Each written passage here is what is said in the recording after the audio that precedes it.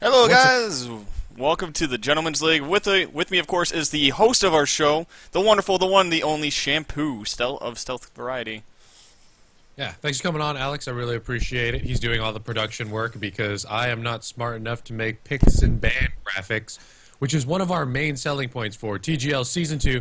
We have a completely new pick and ban system, very different than what you're familiar with from ESL. So I think you guys are really going to enjoy this from a casting perspective and from an audience viewing perspective.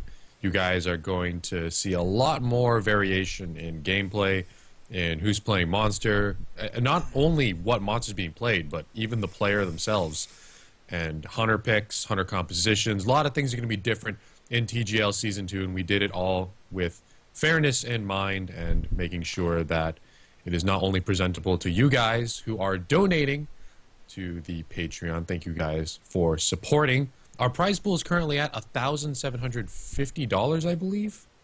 It's really It's a high. It's It's a growing lot all the of time.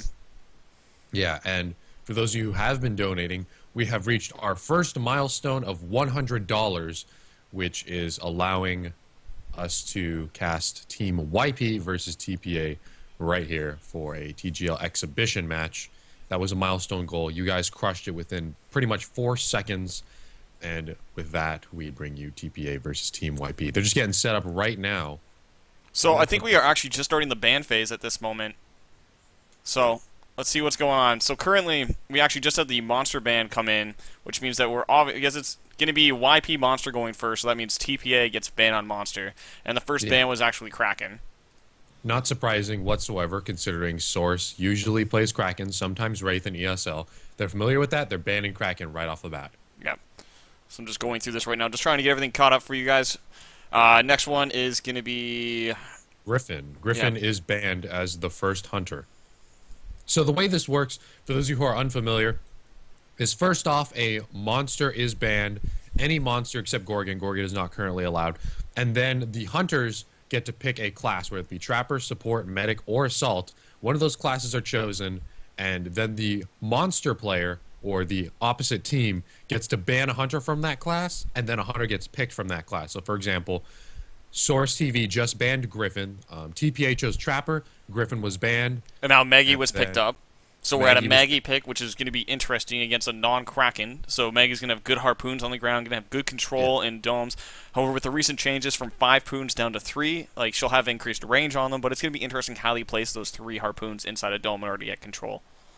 Yeah, that was one of the most controversial changes in the recent title update. But they're not doing this completely randomly. They know that Kraken is banned, so they're not going to have to deal with the Kraken, which is why Maggie was picked. This isn't just, throwing out names left and right. The teams are actually thinking about matchups and team compositions and what could possibly be coming from Team YP. Source might not even be playing the monster. That's allowed in TGL. Your entire roster can play anything on the team, whether it be monsters or hunters or switching your medic and support, whatever. So next up, Assault was the second pick, and it looks like Torvald was banned, and Lennox was picked. That is kind of surprising, considering that Lennox? Kraken was immediately banned. You don't have to go around and Plasma Lance that flying target. Yeah, so So- it is going to be a ground unit, which means that Lennox is going to be viable. Also, we don't have the support picked yet, which means Lennox and Sunny is always a good composition to run. But we'll have to see what they do. So, support next is one, next. support's Sunny was next, and banned. Sunny ban, of course. All right, Cabot was picked. The thing is, if they ban Laz, Source banned Laz, Oh, and what? they picked Val. So we have a Val Cabot comp. That's risky. I actually didn't consider that before I actually did these first picks here. If you pick support, and one of the supports are Cabot or Bucket, and you don't have Medic picked yet, and you don't have Laz secured already, you're going to be forced to go an offensive support and Val or Kyra or Slim.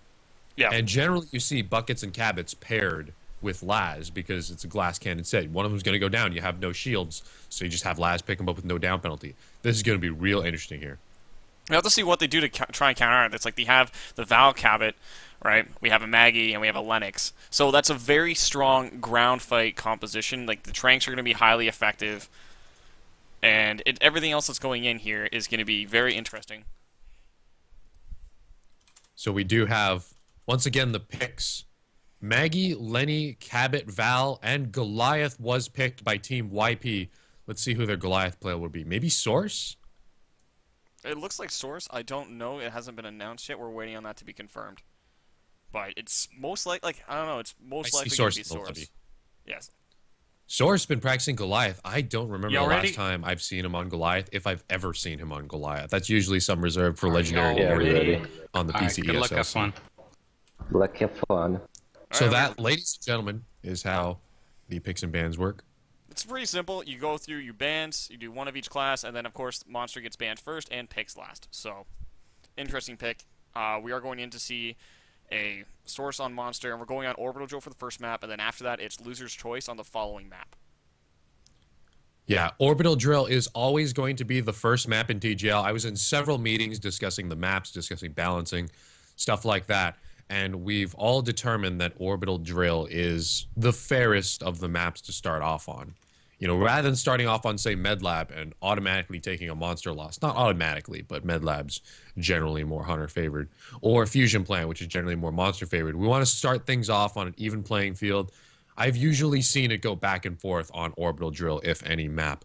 So we're going to pop in Orbital Drill for the first map always during TGL. And then after this, we'll have a different map. I believe we have to choose from a couple. So what skin do you pick on Orbital Drill? Orbital Drill. If I'm playing Kraken 100% of the time, Man of War skin. Pop-Tart Kraken. Get that light blue and purplish pink color going, you know? Yeah, it'd be very interesting to see what they do. We do see actually a Voodoo Goliath being chosen, so he's going to try and use the black to blend in. The Hunter skins don't really matter as much because you're not using them for camouflage, but we do see a couple nice skins coming out. We got the Elite Cabot skin, I believe that is, right? That's the Elite Cabot skin on there? I think so. I can kind of see the gold and blue from the railgun. Now, the thing is, I feel like camos matter just a little bit less when Daisy's on the field because Daisy's going to point directly True, towards that monster. Always. And what is it you're known for saying? A Daisy dies, you all die? Oh, yeah. No, I just insert anything into there nowadays. It used to be Kyra dies, you all die, but no one plays Kyra anymore, so I've just inserted every other hunter name in there, including Daisy, Val, Laz. Never said Lenny dies, you all die. We have Lenny here on the field. Lenny doesn't die, though, as we saw with the 4 Lennox match, which was hilarious. It was just non-stop damage. I love those what-if matches. 4 Laz's, death by paper cuts. Oh. It'd be non-stop. It'd be the was slowest watch. death ever. Especially in an arena And where you you just- can't leave. You can't guard a res. It's terrible. Anyway, we're hopping into the first match here. Ladies and gentlemen, thank you for dropping by. This is the TGL exhibition match between Team YP and TPA. They are the first and second places, respectively, from Poland.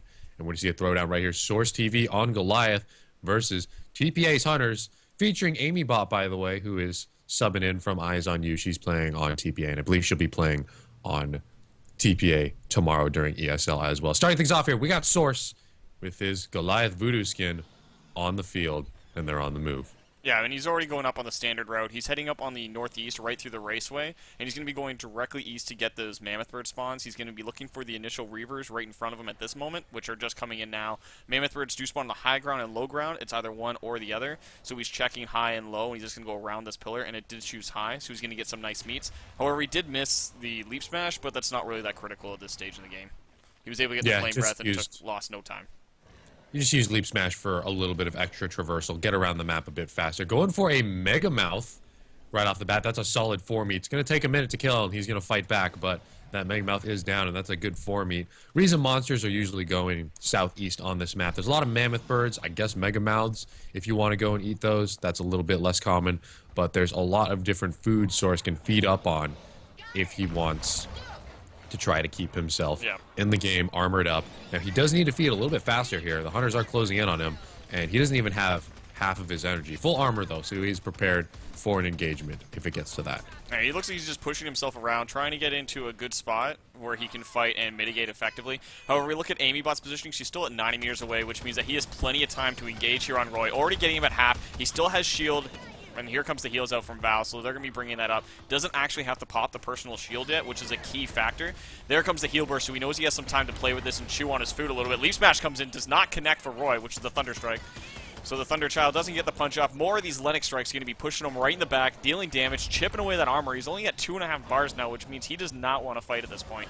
He's looking at these 6 meats right here just saying, hey, I'm going to have some armor. He was pretty low right there. I'm surprised Amy Bot didn't drop the dome. Maybe she wanted to drop it in a more advantageous position without elevation. Either way, Source is going to get away and just get a couple more meats here. He has low armor, so it wouldn't be too bad of an idea to dome him, especially with the recent title update change. I believe it's 20%, right, Seeds? 20% armor on the Evolve for monsters? Yeah, 20% of your full armor cash. So as Behemoth gets the most out of the benefit, Wraith gets the least, if you're looking at the actual numbers. But that's one of the most critical parts of this patch is you get initial armor after an Evolve. And he is almost at full armor, so he's almost full on the Evolve mirror, ready to fight. And they're just trying to look at an advantageous position to fight this monster in, where they don't have any loops or any way that he can mitigate and protect himself. If you look at Amy Bot's positioning along with Roy's right now on his own, because he still has the personal shield, is able to tank it, able to deal damage and just chip away, while Amy Bot's is trying to get herself in a great spot for an advantageous dome. And we do know that Amy Bot's the queen of the God Dome, so she throws them and suddenly it's a God Dome. Doesn't matter where it is. I've seen 2 God Domes in one game for Amy Bot. She has done some ridiculous things. She doesn't even do it on purpose. I've talked to her before. She is pulling these things off. Yeah, and just natural trapper intuition. Here come the Tranks now. We got some Tranks coming in. Which means Lennox is going to be constantly on his rear. And right now, just take a quick look at the perks as we are at the initial starting phase. We do see the ability recharge is being used on Monster, which means he's going to be able to use his abilities a lot quicker. We have jetpack recharge, damage reduction, and damage reduction being used by both the Trapper and Medic, which is a key factor when you're looking at a Flame Breath build, as opposed to a Rock Throw Leap Smash build. Right? Now, Fav here is using movement speed on Cabot, which I never really quite understood. Get nice and close up to the monster, use the damage amp. I'm not entirely sure what he's doing there with movement speed instead of, say, reload, get more shots. To make sure he's in position, just kind of help him out with the chase, since he wants to be ready in the forefront. Because if we look at where he is, like on the map right now, we see that he's traversing in the middle, which is the longest distance. However, you're always going to be able to do something unless the monster goes north-south, which right now Source is forced to go east-west. So he's forced to go from here to here to here to here, and he's just bouncing along this distance, right? So it's something that like movement speed's kind of paying for itself right now because it means Source isn't safe and the damage amp is always available, right? Because Thunderchild, you have jetpack recharge on Lennox, which means that she's able to traverse, and plus with the Thunderchild, with the punch there, she's able to use that as traversal in the worst case scenario if she starts falling behind. And of course, speaking of movement speed and getting people up close, like you said, Seeds, getting the damage amp on the monster when Lenny's got that 4 times is absolutely devastating. It'll drain the damage amp in 1 second, but... Yep. Oh, we got a Mega Mouth coming in and grabbing our support. And Source is actually going to be able to charge right on past Roy, get some damage on the way, but he's going to be able to get some space due to the Mega Mouth. And here we go. Here comes the engagement. Flame Breath being used. Roy's starting to get low. He's slowly burning down right here. Roy does have that personal shield. There's no way he's going to take this fall right here. He's doing There's no way he's about to do that. Oh, he canceled it. Okay. Roy would have just gone directly up to him and punched him in the back a bunch of times, and he would have taken a massive amount of health damage. Also considering he there's the punch to the face! Gets some Leap Smash and says, nope, I'll take you on. The Thunderchild saying, Goliath, you are not strong enough to knock me back. Punches her up and just takes it right into the air. And we see Roy right now still keeping herself about 80% health. We see the Harpoon starting to take effect from Amy Bot, and right now we look at the cloak positioning, and they're looking for a cloak dome at this point. He will be able to smell Daisy, so he'll know that Maggie's nearby. However, they're still not within dome distance. Yeah, Source has got a good amount of distance, and he is full energy. His armor's a bit low, though, but he will pretty much have the same amount of armor when he evolves to Stage 2, approximately. He's just got to make the distance so he doesn't get punched in the back by Lenny. Now, here's the thing. I feel like this team comp is really, really strong in the early game, as all hunters are in the early game. Yeah. But with Cabot especially, you got to melt the monster at Stage 1. You got to do a little bit of damage at Stage 1. Use that damage amp and tear through the monster, because Stage 3 you're going to have no shields, and that's going to be a real rough fight for these hunters. We do have a stage here. And here it goes. Source is going the correct direction. He'll be able to get some space. 2-point Leaf Smash, 2-point charge, and 1 point into Rock that would be ready to fight. Stealth Bounce does come in, hits Roy. Roy's going to get knocked back in the acid, getting burned. However, the medics there are going to be able to keep Roy alive and make sure he doesn't have to pop the personal shield still. Bugsy doing what he can on the high ground, gets knocked down. Rock gets picked up, tossed at Bugsy. Bugsy dodges it, and Source is going right in with no armor, just wants to take out this medic Medic while he can. Chooses to leap smash, and there you go. It connects. Thunderchild comes in, punches Source, knocking him back a little bit and dealing a ton of damage. Almost down a bar of health from it. Dust comes in, going to get the tag. Here comes the Thunderchild Lance. Is going to be dealing lots of damage as he starts building stacks. On 3 stacks right now. Damage Amp comes in, dealing lots of damage. Here comes the charge. Going straight for Fave. And going to be going at him. Here comes the leap. Dodges by Fave. Getting him at 80%. Here comes the heals. Gets blocked by Roy. Lenny. Oh, that Lenny block, going to be able to keep everyone good. Flame Breath being used, not quite enough. He's just trying to go through and deal as much damage as possible, but it's not enough to go through this DR and healing team. Here comes the Leap Smash, connects on Amy. Amy gets knocked, but it's not enough. Roy's punching him in the back. Half HP on Source, dealing lots of damage. Melt in the face. Mammoth Bird about to get involved. Here comes the Lennox, going to be punching him around. Shields being used just to mitigate as much as possible. Damage Amp. Source is down to 2 bars of health, and this is going to be a one-dome wonder. Here comes the Thunder Punch. Down he goes. Leap Smash. Gets Amy. He's got to get out of here. And if he gets Thunderchild or Cabinet Railgun, and down he goes. Source is down for game number 1, giving TPA the lead at a 1-0. There was no way he was getting out of that situation. Even with a low amount of health, as he was jumping away, Cabot could have just easily hit him through the wall with the railgun and finished him off. Unfortunately, Source taking only 1 down penalty on Amy Bot there at the end of the dome. The dome was about to run out anyway. Did not take out the medic or support. That's what you gotta do against a Val comp with no shields, either Val Bucket or Val Cabot. Just take Val out. Now, I know Val had DR, so maybe taking Cabot out also would have been a good choice. He just wasn't able to focus anyone down that much. Cabot not going down, and if he did go down, that would have greatly reduced his team's damage output with the damage amp. And of course, Lenny got a couple stacks right there. I saw her land a couple of plasma lances in quick succession, which, if you guys don't know, Lenny, the tier 5 assault, is able to stack those up to a 4 times damage multiplier after she hits 4 times in a row, which is pretty ridiculous. Yeah. And she's like that plus the damage amp, and it just gets super out of control, which is what we saw there. Was he got a 4 times damage. Once it was built up, it was like, okay, I'm going to amp. And then it was just punch, punch, punch. And then suddenly Source is down a little bit of health, has to hit Lennox and stop his focus firing on the targets, right? So in that case, he went after the medic, was trying to get as much damage as possible, wasn't quite able to finish it, and we saw it was a one dome wonder, and it was just non-stop damage being pumped out, and Source wasn't able to mitigate in that dome because Amy waited till they had an appropriate position in order to make sure it wasn't able to loop. He wasn't able to block himself in anywhere. So great patience and being able to wait for that evolve so they had the opportunity. And see, this is the beautiful thing about the TGL picks and ban system is you really, really offset some monster players. We know Source as mainly a Kraken player. We see him play a little bit of Wraith every now and then. But I think TPA plays quite a bit against Nimp, their own Wraith player. So they've got Wraith figured out. Nimp, I would say, is the greatest Wraith player. And I don't like superlatives, but the greatest Wraith player I've ever seen. Nimp and his legendary Take the Shot game.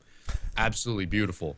And with that knowledge, TPA's experience against Krakens, well, they banned Krakens, so that doesn't really matter, but Wraiths also, because their monster player is a Wraith. So Source had to choose between Goliath, Meteor Goliath, and Bob. And if I had to personally choose between those monsters, I would have also chosen Goliath, but Source just not too practiced up on Goliath. Bugsy was also originally a Goliath player as well. So that adds in there as well. So not only do you have monsters that are available on both Kraken, Goliath, as well as their standard Nimp, who is going to be on Wraith. And like you said, one of the best Wraiths in the game. Able to survive with, how much, like 1 HP? Against a Crow? Oh. Numerous enough times? HP that I couldn't see it. That low HP. And he didn't do it once. He didn't do it twice. He did it like several Multiple times throughout the majors. He just killed like Crow nonstop. multiple times. It was absolutely ridiculous. But that's the difference between TGL and ESL. In ESL, if you have the greatest Kraken player ever, you can be successful. In TGL, you not only have to have the greatest Kraken player ever, but you also have to have a pretty good Goliath player, a pretty good Wraith player, and maybe even a pretty good Bob player if you want to be successful. Your team has to be well-versed, not only in Val. If Val gets banned, then you're also going to have to be able to play Kyra, Laz, Slim. The bans are going to force people off of what they're comfortable with, and that is going to be the difference. Who's more versatile in TGL? It matters a lot more than in any other aspect of competitive Evolve. And meanwhile, I want to take a moment to thank those who have been donating to the TGL Patreon. You guys have made this TPA versus Team YP exhibition match possible by absolutely demolishing that first milestone on Patreon. You guys need to donate $100 for this match to happen, and the prize pool is currently at $1,750. If Tim would be so kind, or any of the mods in the chat, to drop a link to the Patreon for those of you who want to help contribute, we really appreciate that. It helps supplement the prize pool and keep TGL running. So check out that TGL Patreon, and the more you guys donate, you're getting stuff back, videos, exhibition matches. I believe one of the milestone goals you guys hit, because you've been donating so much, is a draft match versus 2 TRS devs. So that should be really interesting as well. Check out that Patreon, guys. You can find it in the chat. Hopefully someone drops that in there. Yep. And right now we're getting into the bans now, so let's take a look at what's going on. We see that we have this going on. We are going into round 2 of this setup, and we have the first ban coming through on Monster, which is, of course, going to be Kraken. Right? Not surprising. Yeah. Yep. And then following that, what was picked?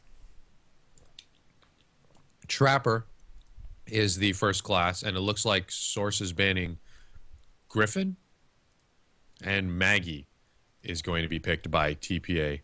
Yeah. And then TPA Roy is, I guess, heading the picks and bans for TPA's side. He's going for Assault next, and Source is banning Lenny after that game didn't go so hot against Lenny.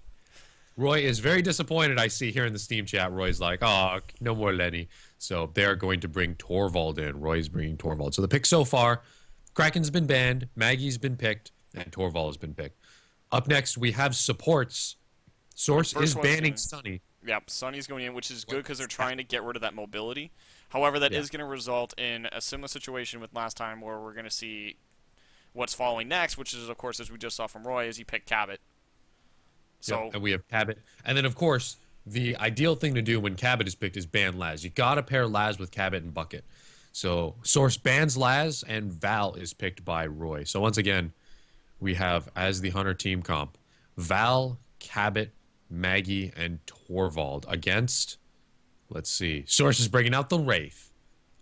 So he's changed it up. Goliath game didn't go so hot. Different Hunters, but I've seen Source play Wraith more in ESL than Goliath. So he's bringing Wraith here on Refueling Tower is the next map. Yep. And this was done based on the picks, so the YP monster, in this case Source, did actually pick Refueling Tower for his next map, and he is picking Wraith as well. So he's going to use the decoy ability and other such things to protect him, along with the low visibility in the northern section of the map, probably, if I had to guess, along with the caves in the southern section, right?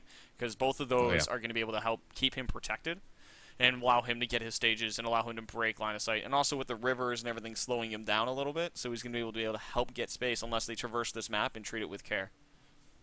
Yeah, this map is one of the couple of maps that have been changed in the recent title update. That northeastern pocket of the map no longer has water that you have to swim through. You actually have to kind of wade through it. Still, you're going to be slower walking through that water, but you're not actually actively swimming, putting away your gun, putting away your harpoons. And of course, jetpacking out of water is just a little awkward thing, no matter how good you are at jetpacking. So that area of the map has been changed up just a little bit, and we found in TGL that Refueling Tower is one of the fairer maps in the game. In my opinion, just slightly monstery. I'm more comfortable playing Monster on this map than Orbital Drill, just because that southern area, like you said, also has a lot of dangerous wildlife. You got those Armadons, you got those Blitz Leopards, not to mention those plants, and the worst of all, mammoth birds. Snakes.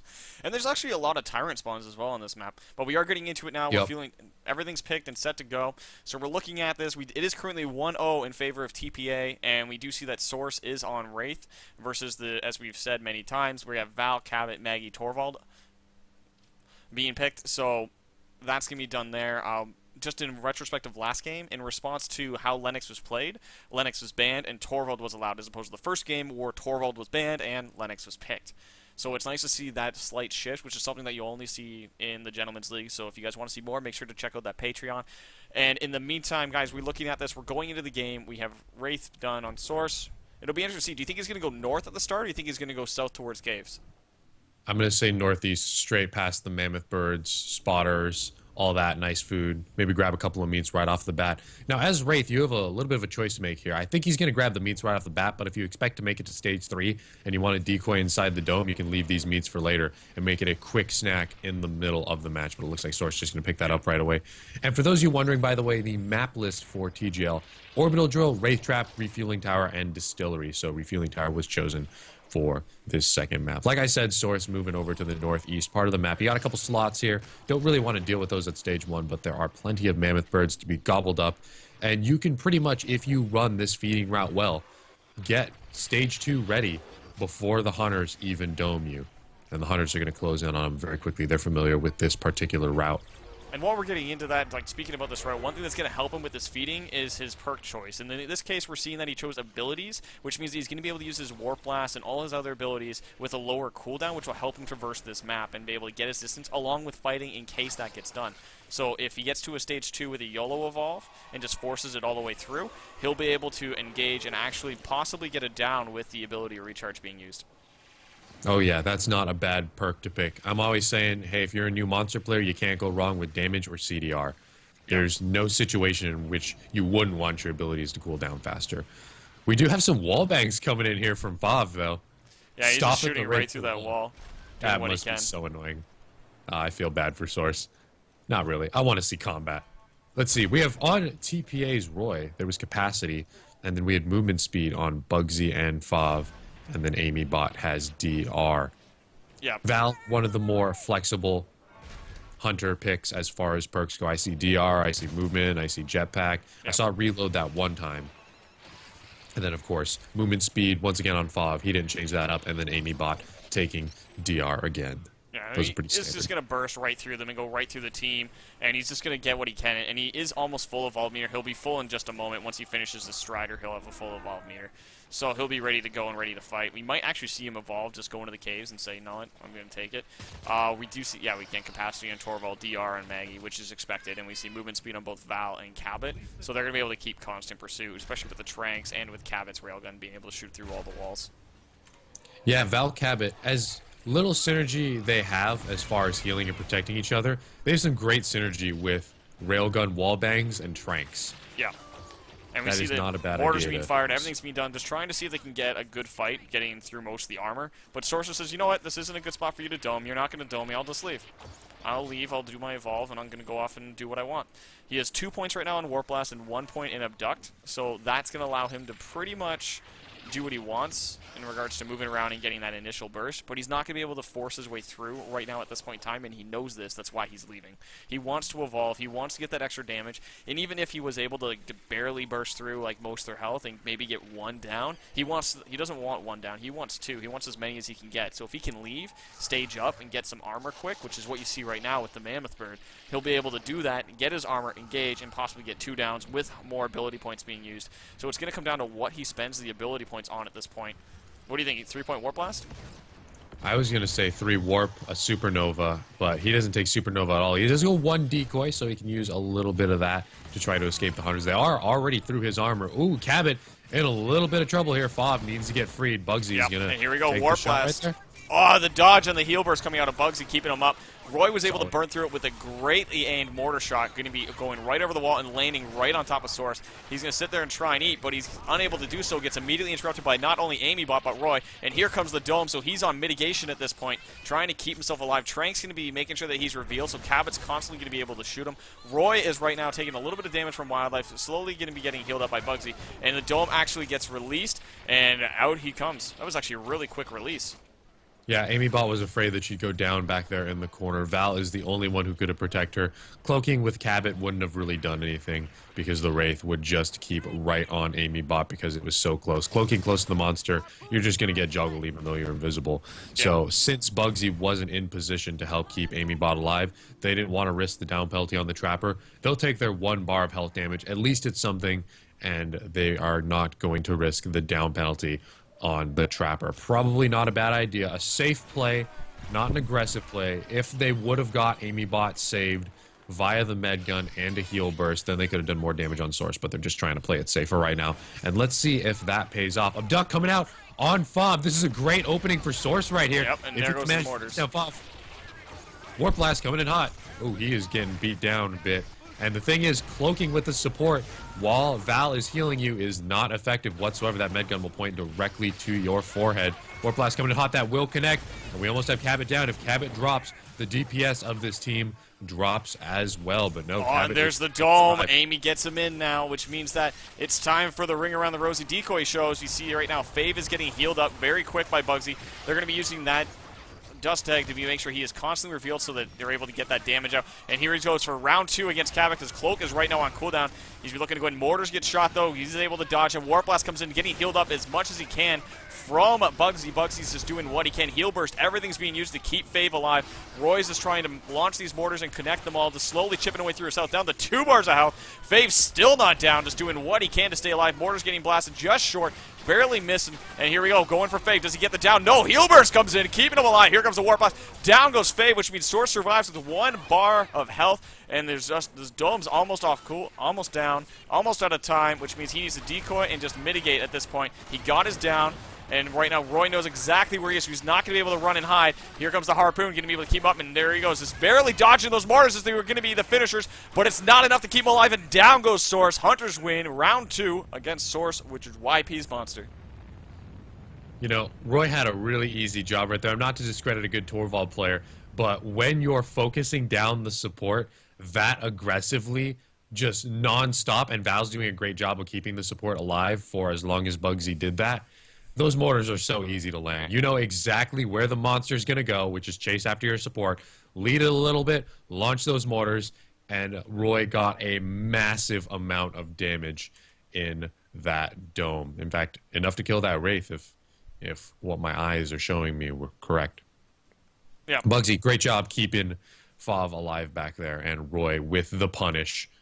Got to dodge those mortars, and Source unfortunately did not dodge very many of them. Source has actually changed up his game, I feel, from Kraken. He's obviously playing differently because it's a different monster, but we see very often in ESL when Source is fighting against a Val, focus down the Val, and then continue to beat down on the Val until Val is out of combat, then either finish off the rest of the team because you have enough health, or go get some armor and then come back and finish off the rest of the team. But he is not focusing Val down this time. Last round, he went on round 1 for the Trapper Amy bot, and this time he went for Fav to drop the team's DPS, but neither of those worked. So I don't know if he's going to change up his focusing strategy, if he's going to juggle Hunters around a bit more, if he's going to maybe try Bob. Who knows what Source is going to do, but TGL is really keeping people on their toes as far as picks, bans, strategy, team compositions. And everything else that they're doing to try and change things up is we're seeing bans are actually reactive to each other, so they're doing what they can, right? So at this point, you're looking at it, and you're looking at everything that's causing variety, and in this case, we did see like all that damage and all that focus. This first game with the perk choice being on Val and her being able to use damage reduction. In the second game, we noticed that Source shifted his targeting because he thought she would be running damage reduction again, but instead, they did a nice little meta game there where they changed it from being damage reduction down to movement speed. So that was it was able to get the tranks, make sure that able to get those heals, and always get in position for the heal burst, which was you know nice to see. And that helped out Cabot quite a bit because Cabot was being focused down. Amy Bot was getting beat up just a little bit. So movement speed, getting close with those heal bursts. Of course, Val's heal burst is only 15 meters, much shorter than Slim or Laz's. Yeah. All right, we're going to hop in, guys, to the next match. We got the picks looks like and they're already bands starting with the bands, actually. So this is going to be the TPA Monster versus the YP Hunter team now. Right? Yeah, and that means we are going to be going back to Orbital Drill. That's always going to be the map that we start on here in TGL because we determined that it was the fairest map possible. Anyway, we got them coming in here. Let me feed them to you, Seeds, so that you can show the people the lovely picks and ban screen. For those of you who are new to TGL, we have a completely new pick and ban system, much, much different than ESL. Basically, you get to ban a monster first. Right off the bat, Hunters are going to ban a monster. And then the Hunters have to call out a class, whether it be Assault, Support, Trapper, or Medic. Then the other team, the team who has to play Monster, gets to ban one of those Hunters from that class. So let's say they choose Trapper, you ban Griffin, and then you choose Maggie from that class. You repeat that until all the Hunters are done. You pick the Monster last after you see what team composition you have to fight against. Once again, the bans are coming in Nightwayne, representing Team YP, is banning Kraken. That's not too surprising whatsoever. Kraken has been banned. Which means that the responding is that you have to get the medic announced, which Bugsy actually responds to that and says immediately, all right, we're going to ban Val. We don't want any of that. Right. We know how powerful she is. We've used her the last 2 games. We're not going to let you use her. Which means that they're actually going to be picking Kyra. So that's going to be interesting to see if they're going to be using that Accelerate. As opposed to needing Tranks, they have Accelerate as the option. And they have the AoE heals along with the heal burst. So those combinations will kind of work well. We'll have to see what the other 3 picks are in order to see what happens further. Yeah, Kyra, of course, got a little bit of love in the micro patch. She is able to, all right, I guess title update. Heal burst 3 times in a dome rather than 2.9 as it were before, with a 20-second heal burst rather than 22. Kyra is on the field. Moisers is going to be very happy about that. And then the next class that is up for pick is support. For those of you who are confused, you can pick classes in any order. So you can go assault, trapper, medic, support, trapper, assault, whatever order the hunter team chooses. Support. Sunny was banned and Hank is on the field. Kyra, Hank, going back to the old meta. Yeah, I mean, back in my day when Evolve first came out, man. Oh man, I hated that composition. It was non-stop everywhere you went. It was Kyra Hank, Kyra Hank, Kyra Hank. Just because of that heals with the shields, it was non-stop. You never ran out. Oh yeah. And then also with the release of Sunny, Kyra's power with the Accelerate plus the jetpack just means you never lost the monster. Like you were constantly behind it. There was no way to lose space. Like you had to basically do the Zero Raceway on Orbital Drill. It was the only way you were gonna lose space. Oh yeah, the Zero Raceway. We're around those rocks, man. Trapper is up next. Griffin was banned. Wow, they banned the speed team, DB Special. Sunny, Val, and Griffin. Sunny, Val, and Griffin have been banned with the speed, of course, of Sunny. The DB Special, Val, and Griffin are out of the game. TPA really doesn't want to fight against that. Well, I know it's a very Griffin actually has a 100% ban rate right now with this recent change, which is huge because like, he didn't really get banned that much. He wasn't even picked that much prior to this patch, which means that with the recent changes to how, with the less deployables, which means his power increased because everyone else got lowered down a little bit. Yeah, his sound spikes need to be placed a little bit differently, of course. That's a deployable. But Griffin also got a nerf to 9 meters of his harpoon gun. It's 41 meters now instead of 50, which is very, very notable. I've tried to launch some harpoons at 45 meters that just don't connect. 41 is all it goes to. Jack is actually being picked by YP. I don't like to pick favorites, but Jack's kind of my favorite trapper. I love playing Jack. Jack and Griffin. I'm usually playing Trapper for DTP on PS4, and Jack is what I'm running. Up next, we have Assault. Torvald has been banned. Bugsy banned Torvald in anticipation for maybe playing a Wraith, and they don't want Wraith to get punished with Torvald like Source did that last round. I'm not certain, but Torvald has been banned. Once again, the bans, guys, Val, Sunny, Griffin, Torvald, the picks, Kyra, Hank, and Jack. And, of course, Kraken has been banned on the monster side. So Hyde is coming out. I think the Torvald ban is actually in response to the Jack pick, along with the other ones being like Hank and whatnot for defense, which means that Jack plus Torvald, so with the repulsor beam plus the mortars, just makes it really easy to land those mortars. So if you put a well-experienced Torvald in that position where he has free reign to land mortars as much as he wants, suddenly you have a lot of damage coming in that the monster can't really do much about, especially with that repulsor beam. Like the repulsor beam just makes it so easy to land mortars. Yeah, you hold the monster in place or force them to run backwards because the repulsor beam doesn't work when the monster is not moving towards Jack and his repulsor beam. So Torvald has been banned. And that's the thing with this extra pick and ban system we have here in TGL Season 2 is that there's a lot of extra counterplay and a little bit of a mental game here at the start. Why are they banning Torvald? Because Source just got torn apart by a Torvald? Or because Jack is on the field and they don't want Torvald working in conjunction with Jack? I don't know. There's a lot of extra... So there's that damage coming in with the toxic and everything else that's going to be used, which is going to be good because of the constant damage going to be put to stop. If they do go Wraith, the Toxic Grenade will constantly deal damage, revealing the Wraith's position, which is nice. So we'll have to see what else gets coming down. You do have the monster pick coming out right now, which actually is going to be Bob, the Builder. Bob is coming in hot. This is what the TGL rule set was designed for, to try to get Bob to be competitive and to force competitive players to play other things. So the bans are Kraken, Val, Sunny, Griffin, Torvald. The picks are Bob, Kyra, Hank, Jack, and Hyde. And this is why Bob is playable in TGL, is because Kyra and Hank are on the field rather than Val Griffin, who would slow Bob for days. Bob, yeah. already one of the slower monsters.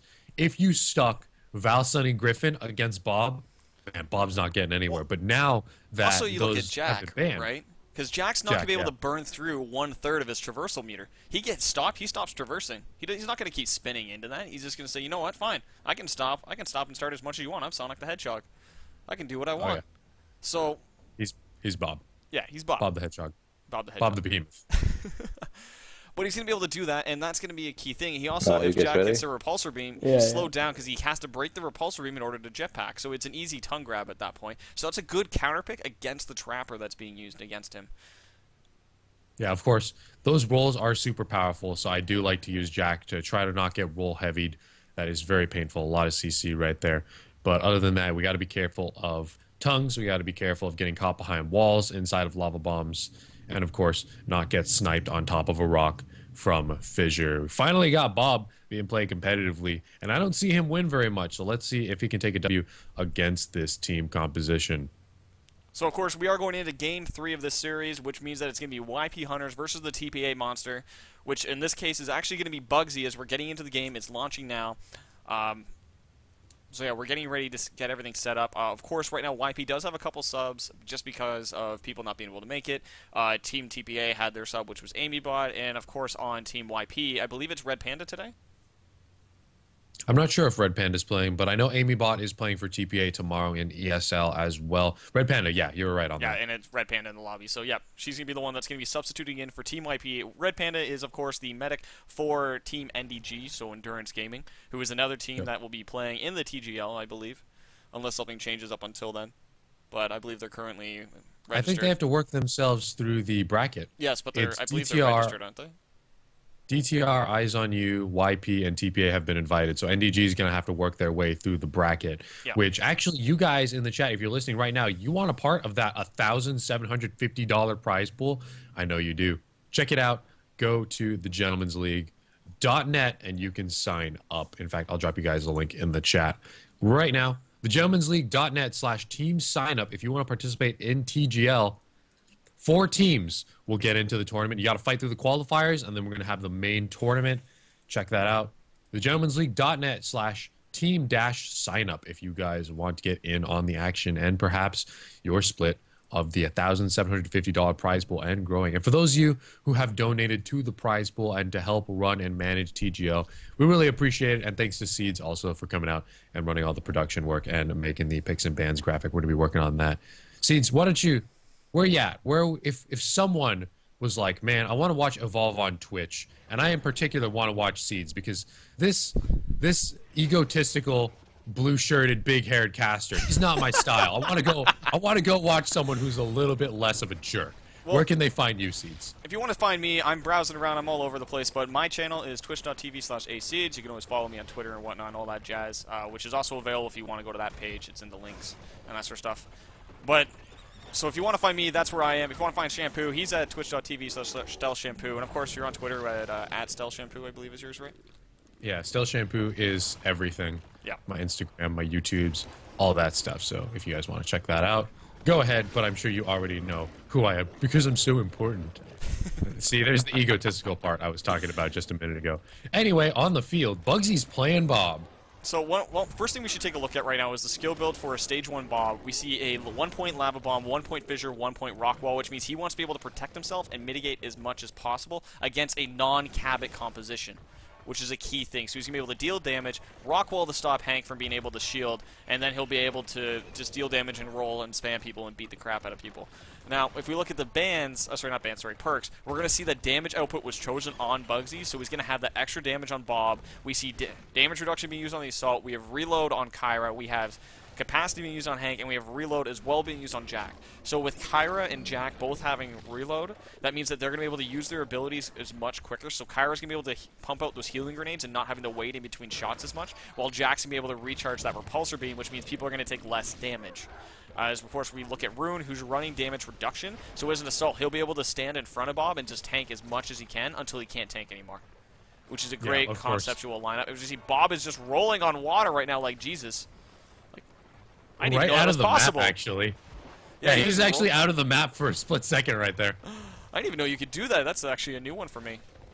Yeah, there's quite a bit of time you can spend outside of the map. It'll just drain your health if you spend too Well, long I'm just talking about outside the of rolling it. on water like Jesus. Oh, the rolling on water. Yeah, that's new. That's new. I did not know that was part of the title update. This is new information to me as well. So we're looking at that, and we're also seeing one thing that you may have noticed if you haven't been in the Evolve scene for a while, is that there's new pings coming out right now. If we look at Rune right now, if you look back, you see the blue one there. It just means passive wildlife. We might see a ping here coming out to do this as well. We see the domes actually being thrown, which means enough about the accessibility options as we go into this. Bob is in the dome, ready to fight. Going to be using the caves to his advantage right here on this side. And Jack's going to put up his satellite. Just says, you know what? You can stand there. I'll just hit you with the satellite. It's fine. You know, And right now, Bugsy's Bugsy's going to look to dodge it. And he dodged the he's only satellite. got 1 point, though, in rock wall, which is generally not helpful in open areas, but this is a tight enough area where if he wants to use rock wall, he absolutely can and try to keep the There it assault comes. away. I don't think he's going to try to focus him right now. Getting a little bit of lava berm on that corner, getting able to protect himself as much as he can. Toxic Rune being used, hits the wall though. It doesn't mean that he's going to be forced out of the hole. Hank's shields are going to be keeping Rune up, so he doesn't have to blow the personal shield. Nightwane's dealing damage and just using those pistols because he doesn't have to worry about strafing slowdown while he's shooting. And we're looking at this right now. We have Red Panda in the middle ground. Excellent damage coming out. Everyone's on full offense at this point. Even Kyra's getting out those flame grenades on Bugsy as he's just trying to mitigate damage as much as possible. They know he's mitigating. They're going to be shooting and dealing damage as much as they can do. A little bit of damage being done. Suddenly, Red Panda's now healing. So it's not any new situation for them. Bugsy's now on the run. He's looking to get as much space as possible at this point. However, he's losing the majority of his traversal by starting with these ledges.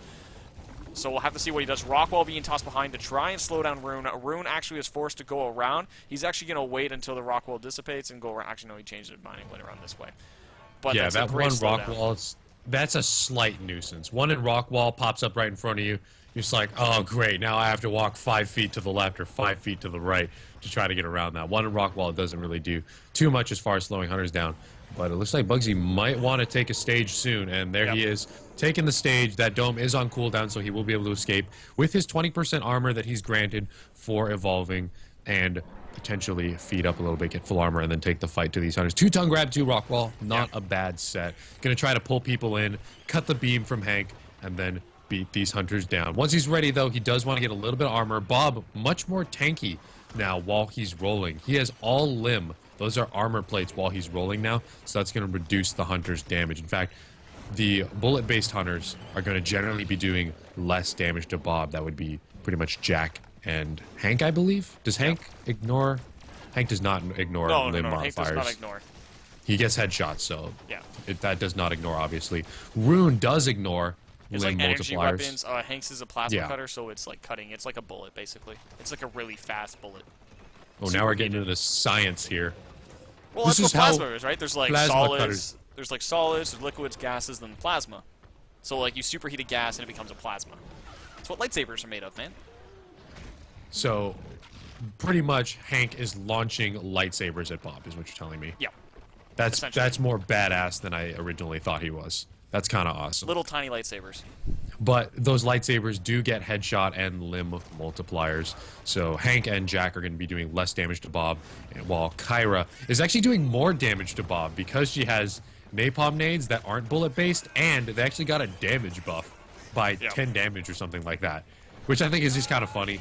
They did that to mostly... Here we get go. Kyra to We're deal in the with wildlife. dome. We're in the Thunderdome. Everything's being tongue grabbed and stealth pounced, burning everything. Nightwane's trying to use the repulsor to stop him, but it's not enough to stop Bob. Bob's able to do what he wants. He's a honey badger in this situation. He doesn't care at all. And he's just going to mitigate right now, use the high ground disadvantage, put up a rock wall, and say, come at me, bros.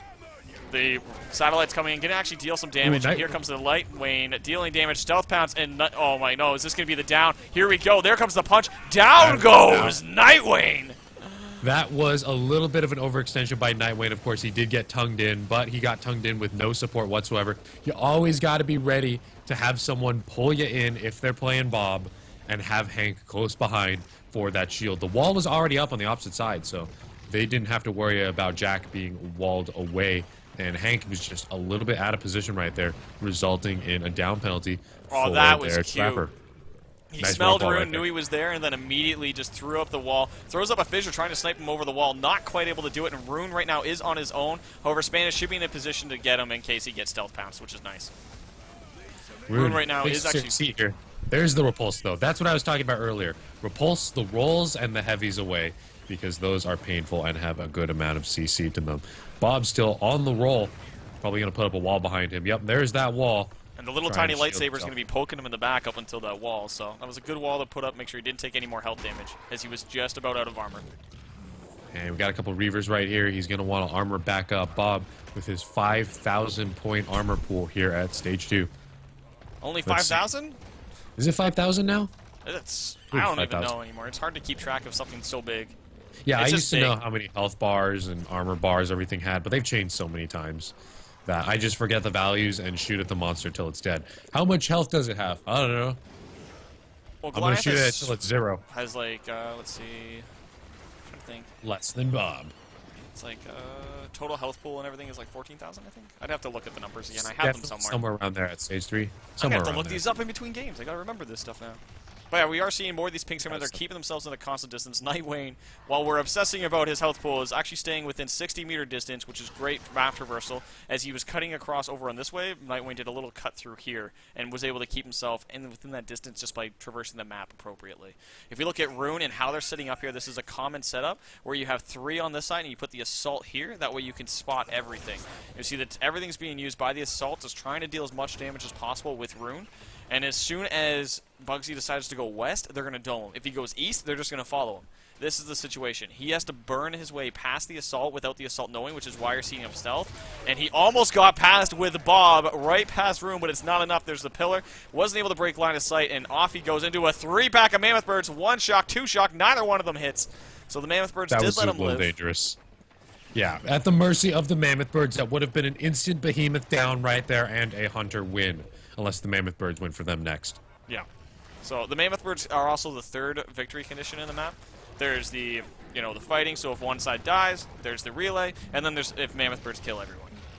Yeah, and of course, when Mammoth Birds kill everyone, you're just at the Mammoth Birds' mercy right there. Yeah. You have no way to control that. If the Mammoth Birds decide that they want to win the match, they will win the match.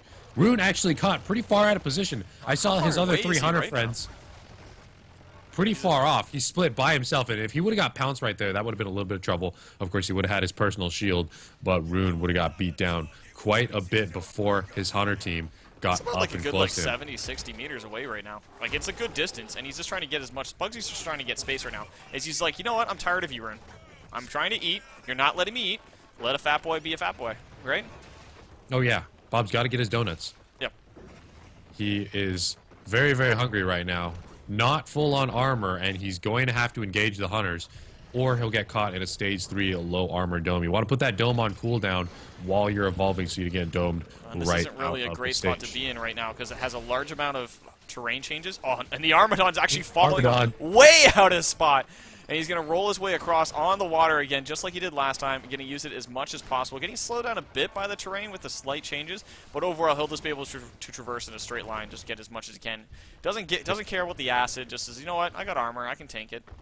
And the thing is, Bob has the only not bursty traversal out of all the monsters. So when Bugsy is rolling like that, straight in one line using all of his traversal, that's how you gain the maximum amount of distance. The only way that could have been better is if he was rolling downhill. Yeah, you can traverse 148 meters, I believe was the measurement, for like a full behemoth roll in a straight line. Which is pretty ridiculous. Oh, Nightwing gets no, that's grabbed! dangerous. Oh, the Mega Mouth, which means Bob's going to be able to run, maybe, possibly. It means he's not going to be No, taking damage, that's for Nightwing's sure, as probably much. going to get the catch here, and Oh, he there does it is. get the catch. That's a beautiful loop cutoff right there. They had the ping on Bob. They knew exactly where he was. Through the dome, no loop, and Bob is forced to fight in an open area. And Bob does get hit by the satellite, which means he takes that little bit of damage extra. And right now we see that Red Panda's in like a tough corner right now to get away from Bob, but Nightwing comes in with the last second save with the repulsor being. Red Panda's the one on the low ground having to burn the traversal. Lava Surge being used, everything's being used. 3-point tongue grab going straight for Red Panda, trying to get her down, but not able to do so. Has to switch targets, ends up switching targets and going for Nightwing, trying to get out of it, but Spanners is on point with the shields. Tongue grab actually gets switched back to Red Panda, not able to connect. The Spanners switch targets as well. Rune's at half HP. Everyone's just dealing damage. Let's switch camera out of the tree, and right now we have a rolled Behemoth. I'm rather angry, going straight for Rune. Switches over to Nightwing. Gonna be trying to focus him down. We see more of these pulses again. Spanners is actually getting focused, and he's down to about half HP. However, more of these heals are going to be coming up for Kyra as we have a half-health Behemoth fighting away, doing what he can to try and get as much damage as possible. And he's going to be punching, leaving it. Rune's getting low. Does not have his personal shield anymore because he just used it, so he's going to be keeping himself alive at this moment. Nightwing using the repulsor beam to keep himself alive, because he's going to keep the Behemoth from being able to reach him. Does actually get the punch in on Spanish, so Spanish is low, and I believe he burned his cloak there, if I spotted that correctly. Nope, he's not cloaked, so he's just low. And we see Bugsy is going right for him, throws up the Lava Surge, does connect on Spanish, going to get some burn damage. More of these tongue grabs getting in. This is pandemonium going on, and down goes Jack, which means Spanish is off in the corner. And we have, right now, Rune on the high ground, getting really low. Does not have his personal shield, so if he drops down on Behemoth, that is going to be a strike. Oh, and it just nope, Hank Shield's coming in. And we have Rune a Rune. is really, really low here, trying to get Hank down to get those shields off And there of Jack. goes the personal shield, just getting off cooldown, using it immediately to keep himself alive. And of course, if he manages to focus down Jack here, he won't have to commit to the next dome. But does Bugsy have enough health to finish Jack off? Jack is really, really low right here. Oh man, these saves coming in, heal grenades being tossed, everything's being done. He even is going to move the body so that he can't do it. He wants Jack off the table. So he's going to be able to do what he can to try and break it. Red Panda is doing a great job spamming those heal nades, and I think that's a little bit attributed to the reload perk helping out right there. Kyra can get a heal burst through the wall right there to continue to try to keep Jack online, and Hyde actually pushed away into the water thanks to the roll right there. Oh, Bob might go down right here. Just a couple more shots from Hank. Get a couple good headshots in there, or I guess Behemoth heart shots. Is he going to get out? Is he getting out? Oh my god, he got out with that! That's such commitment to make sure that Nightwing was not around. Gonna grab some quick armor so he doesn't get chipped away with that chip damage. So he has now 3 bars of armor and a little bit over the top. And he's gonna be able to run away, get armor, and he's gonna be able to completely disengage. Oh no, he's choosing to go back in. Oh yeah, because they don't have dome anymore. They can't keep him around. Of course, no domes and 2 down penalties on Jack, so when Jack does get boots on the ground once again, he will be super, super squishy. So if Bugsy wants, he can utilize the Behemoth's massive armor pool to take down Jack, go back in, pick at the Hunters. Now, the thing is, he has no down penalties on any other Hunters, which means their sustain is going to be a lot greater. Or still great, I should say. Jack, of course, would help with the Repulsor Glove CC, but Kyra and Hank are still online, which means that they are able to heal and shield each other. Yeah. And that is going to help the team sustain themselves until Jack gets back. Yeah, wall goes, and the pounce actually on the assault. Spanners has to take the shot with that laser. Oh no, oh no, is the orbital going to finish it? He connects on all of them. Doesn't quite get enough damage though, and we get a little bit more damage coming in with the mini lightsabers coming in and punch him in the face. Spanners are sitting in the corner, just tanking in the face, and down goes Bob. Bob has been slain by the mini lightsabers, and Spanners takes the kill for game number 1 on this side, which is game 3 overall. Yeah, a little bit of an overextension right there by Bugsy. He did manage to finish off Jack at the cost of a lot of his health. Unfortunately, he went back with a low amount of armor and continued to commit on these Hunters. And that cost him the game right there. He didn't go get full armor and then come back in on them. And of course, he didn't have to stay there with no dome. Like Red Panda right there, that's a really interesting health line. Her hard line right there, just jumping up and down. You can tell when the kills come out. Well, it was like, it was basically our hearts at that point in time. They just kept going up, down, up, down, up, down, up, down. Yeah. Good try there by Bugsy on Bob. Bob, still a very hard monster to play, as you can tell. Great monster. Go. Great, I mean, did a great job being able to get those damages. Oh, right. Still unsure about the Trapper, because regardless of if you put him in the dropship or if he's just put on the ground, either way, it's still 1 down when he comes back. So when you look at that, losing all that extra health, because he could have left, and he still had about, what was it, like maybe like 1/3, or like, yeah, a little less than half, like 40%-ish. Somewhere around there, yeah. If he would have left and then let Jack get up on his feet with 2 down penalties and then just dropped him once again, that would have been a solid plan right there to maintain his health. But instead, he decided to focus Jack down, gave him that second down penalty, and sent him to the dropship when he could have just given him 2 down penalties, left, kept his health, and then come back. And Red Panda and Spinana showing what they can do with that very strong sustained composition, because they're able to pretty much keep anyone alive as much as they want. As we saw him on the ground, unable to defend himself, couldn't dodge, couldn't do anything else, but he was able to just tank everything with the shields and with the Kyra grenades through the wall. Kyra, still usable, especially with Bob. If Bob would have cut that beam right there, that would not have gone so well for Val. But Kyra able to splash that healing grenade effect around through the wall. And of course, you can also heal burst through those. So we're going to get into the next match here. The maps are being picked. Looks like Bugsy reports that it will be Refueling Tower. So we've had 2 games of Orbital Drill and 2 games of Refueling Tower. Actually, that just makes sense because you got to play the same map. And we are getting our picks in here. Let's see. They didn't ban Monster. They didn't ban Monster, yeah. Well, they're picking Hunters right now, but they didn't ban Monster. Thanks for dropping by, everyone in the chat. We really appreciate it. Thanks for supporting the premiere. This is sort of like an episode 0 of TGL Season 2. Both TPA and Team YP are in TGL, but right now they're not playing for seeding or tournament placing. This is just an exhibition match as a thank you for you guys who donated to the Patreon page. If you guys also want to sign up for TGL and get yourself a slice of the $1,750 and growing prize pool, if you want to donate, you can head over to the Patreon. But if you want a piece of that money, you can head over to sign up on thegentleman'sleague.net. All right, looks like we have this was all made possible by them, right? And everything that they're just blowing past, every meter, everything that they can do to try and help grow the Evolve scene. So if you guys like watching this and do anything, go over through the Patreon. Doesn't matter how much you donate. Anything and everything builds up, right? So it doesn't matter if you donate $1, 50 cents, $5, 5,000. If you want to donate millions, I'll take it. That's fine with me. But that's up to you guys. Make it whatever you guys feel comfortable with, helping make sure that we can keep this going for as long as possible. So this is made possible by you guys, the viewers, and everyone else that's taking part of. You saw there's little meters you can go if you want your name to be on stream. Then there's like a little marker you have to hit, and as you saw at the start of the stream, there was a nice little screen. So again, we want to say thank you to all them. So thanks a lot, guys. In the meantime, guys, let's give you guys a little bit more information about the Patreon coming directly for you from Kaiser Tim. Hey guys, Kaiser Tim here to talk to you about our TGL campaign for Patreon.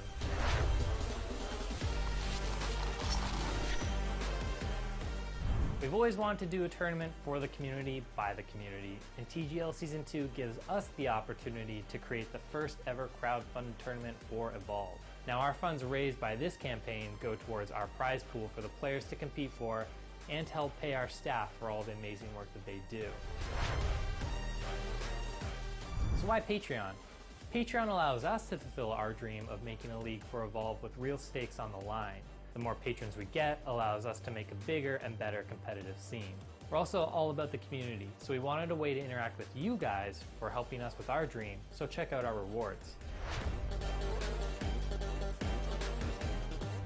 You can donate to support our cause, or if we're just starting at $5 a month, that gives you early access to TGL content where we can show patrons what we're releasing before anyone else, and you guys can give us feedback on how we can shape the competitive scene further. Donating to Patreon is as easy as setting the amount and clicking to become a patron. Fill out all the information and away you go. All the money will go directly into our prize pool and to pay for our staff, like our caster's Nikki, meaning he won't have to starve tonight. It also gives us stakes on the line for players to compete over. Help us support the greatest league Evolve has ever seen by becoming a patron.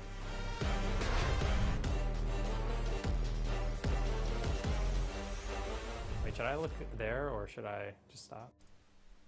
And welcome back, guys. So that, of course, is Kaiser Tim, the founder, leader, cohort, whatever you want to call him. He is Secretary. Secretary of the Go for Evolve series, and he's the one that helped make this possible. So big thanks to him for getting us on board, because it's a big project that we're both big fans of. And so you guys in the community, that gives you more information. You can go to the Patreon. It'll be posted in the chat, as you'll see, from Kaiser Tim. But in the meantime, we are getting to the bands now, which is interesting to see. So why don't you recap the bands for us, Delson Fu, and show us what you think is happening in the lineup? Yep. All right, scrolling up here in the Steam chat. Monster Ban is going to be Kraken as usual, and then the medic pick is going to be Kyra. Val's been banned. Don't want those tranks in there. Val, very, very high pick rate. So Val has been banned. Kraken has been banned. And Kyra has been picked. Support, monster ban. Oh, nope. The thing is out of order here. Let's see. Support is going to be... Nope, they switched to assault. That should be an easier way to do this. They're arguing support assault, and then they did the monster out of order. Right, okay, so for those of you who are just Torvald. joining... Torvald, I see it. And then Torvald's been Parnell was banned. picked. Parnell was see. picked. Whoa, what the... All right, support. And then Sonny was banned. I saw support Goliath. What are you doing, Bugsy? It's all over the place. But yeah, so Sonny was banned next, which means Hank's going to be picked. So right now we're looking at a Kyra, right? Yeah, Kyra was picked. We have Hank being picked, and we have Parnell being picked. And then we have, last but not least, we have the Trapper being selected, which means that Griffin's going to be banned. Looking at a 100% ban rate going at. Yeah, no one wants to deal with this. No one wants to deal with Griffin. And of course, Monster is going to be, Goliath in this case. So after these bans that you see on screen, we're done. Everything's done, so we are looking at a Kyra, Hank. I didn't see which... Oh, yeah, Jack. Kyra, Hank, Jack. Parnell, and Jack. Parnell, yeah. What is up with that Parnell pick? Going up against Goliath. Interesting. All right. Sorry about that. Those picks were a little bit all over the place. They were done properly, but the teams were just kind of doing them in a funny order that was hard for me to read in the Steam chat. But we have, once again, the bans, Griffin, Torvald, Val, and Sonny. The bans say as much of the strategy for the monster as the picks do for the hunter strategy. Bans Griffin. Griffin has just been out of here 100% of the time. Torvald was banned. Don't want to eat those mortars. Val has such a high pick rate. She's such a good medic in the current meta. Got her out. And Sonny, of course, to slow the team down. Interesting to see. Griffin, Val, Sonny. That combination has been banned at least twice out of the 4 games we've seen so far. Yeah. And by the way, there's been not a single monster win so far either. So I believe it is 2-1 in favor of TPA. Yeah. So we're looking at this now. We're seeing what's going on with right now. I'm still shocked at the 100% Griffin ban rate. That is exceptionally high.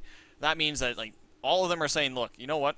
We know how good you are with Griffin. We're just not going to deal with it. We're just going to move on, accept that it's happening, and say, you know what? We'll deal with whatever else you got. In this case, we're yet to see a monster able to take a game, which just shows you the power of these hunter teams as you look at the standard level of play where monsters are going to be, having the dominance, as you could say, on the ladder.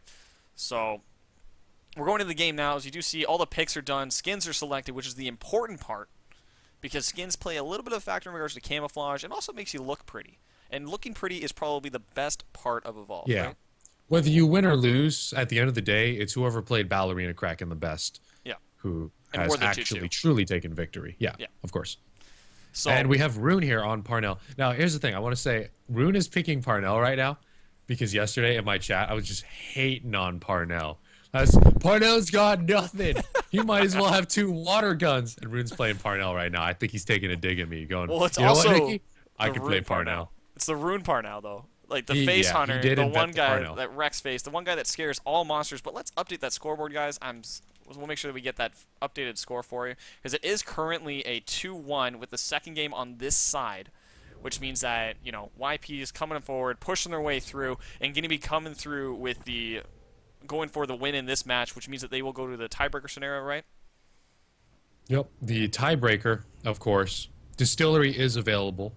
So there's a slightly larger map pool, but I believe you can pick from any of the 4 or 5 maps we have here for TGL. Back on the Goliath, going to take these free meats, Biofog refueling tower, and I'm going to predict he's going to go to the northeast part of the map. Past the Mammoth Birds to get the quick feed, and I'm going to get 3 meats at the start, as opposed to Source's 2 meats at the start.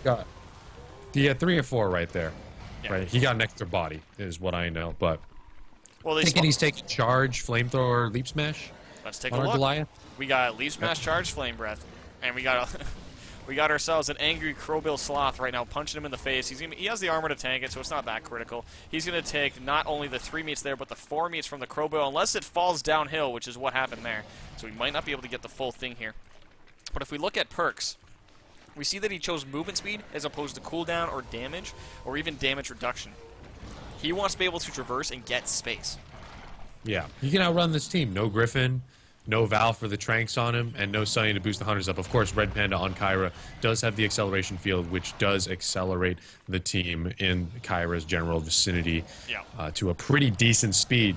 Oh, we have the YOLO evolve. We have Bugsy with the rabbit feet going through right now with a with YOLO evolve at the north part. Rune is already Super Soldier looking for some face damage, and he's getting into position. He's almost there. He's almost ready for the face. Here it goes with unloading it. Only gets a couple shots off, though. Barely able to break through and get a little bit of damage. We see 3-point Leap Smash getting purchased as he is going through right now with those evolution points. Going to be looking to deal damage. We see him going right through immediately. Going to be trying to get as much as he can. Spanners is exceptionally low. Repulsor being going to be keeping him alive as he uses the terrain to his advantage. Has actually a god jump keeping him alive. And we see Spanners is now on the high ground, getting healed up exceptionally quick by Red Panda, who's right on point with those heals. Rune's in the rear, dealing damage, using the Rocket Barrage shotgun, everything being used to burn through. Bugsy right now at about 70% HP as they're just trying to melt through it with this combat. Shields coming up from Spanners, trying to repay that favor to Red Panda for keeping him alive right there in that corner. Here comes the Leaf Smash. It connects on Spanners, knocking him down. And he goes down under. Oh my god, and down goes Spanners. Spanners going to have a little bit of trouble, looks like, with that one down penalty, although they did get about half health on this Goliath, and they're probably going to get more right outside of this dome. Jack is going to lower the dome in just a moment. He's going to have to try to go for that chase hold, which I like to try to do on Jack, but unfortunately he just wasn't in position for that, and Spanners is going to get rezzed. The Goliath could have stayed in there if he had full armor in that dome to try to finish off Spanners. That would have been huge, but they did catch him on the evolution. And Rune did get a little bit of Parnell Super Soldier face stuff on there, but it's hard to get permanent damage now that the monster has 20% armor off the stage. But it used to be that you took 25% more damage inside the cocoon when you were evolving. Now it's 35, which might be a little bit in Parnell Super Soldier face stuff's favor. Yeah, because it's the Parnell Super Soldier, which gives him bonus height when he jumps and a little bit bonus movement speed as well, so it helps him traverse this that much. And it's like, again, if we look at what they're trying to do, we see Rune's going back with the jetpack recharge, which means that he's going to be looking to get that damage whenever it happens, right? So he's going to be traversing, burning everything he can. He's actually choosing to take out this Tyrant right now. So we'll just let him do his thing. And we see right now we have Bugsy actually building up that evolve meter. He has full armor, so he's actually somewhat ready for an engagement. If we look at this right now, he is still, like, just for the finalized build, because we didn't get a chance to talk about, because we were right into the action. Repulsor was going to be interrupting there, which was cute from Nightwayne. Oh, and that laser might chip him out a bit. But we do have 3 leap, and then 1 in every other ability. Leap Smash, of course, with a large AoE and a good amount of damage if it hits when you put 3 points. And Leap Smash is going to come right across. Spanners does dodge that one. Thanks to Nightwayne holding them back, trying to keep Spanners safe. That rock does connect on Spanners. He doesn't have a lot of room to dodge down there. He's got to be careful. Flamethrower coming out. That's going to light him on fire. Orbital coming out defensively. And stuck on the bridge. Bugsy ate that orbital right there, and I think it's time for him to mitigate now that Spanners has taken another down. Spanners getting back up on his feet with 2 down penalties. He's got 60% of his total max health, and Jack going to try to hold the monster at bay, stop him from mitigating. Right now, Bugsy is just going to try to mitigate. No, actually go right back in for Spanners. That rock connects. Beautiful dodge right there by Spanners, but he does not want to be down there. Get the flame doused out by the water. He's getting juggled around, though, and needs to get out of the area. He has no cloak or orbital. And Spanners out of the game. Bugsy might be next, though. Which means that right now it's coming down to Nightwayne. If they can get through this last health of armor, he's got 1 bar left trying to mitigate. Dome is down. If he can get through here, he's in a great position. He can't get hit by any Mammoth Rage. He's getting blocked by a Strider in the doorway. That is not the nicest Strider in the world. Shouldn't even call it a Strider. Should call it a Sloth at this point. But he's going right through, gets some quick bars of armor just to make sure he's not going to get chipped in the back, getting shot by anyone from a long distance. Last thing he wants to deal with is Rune.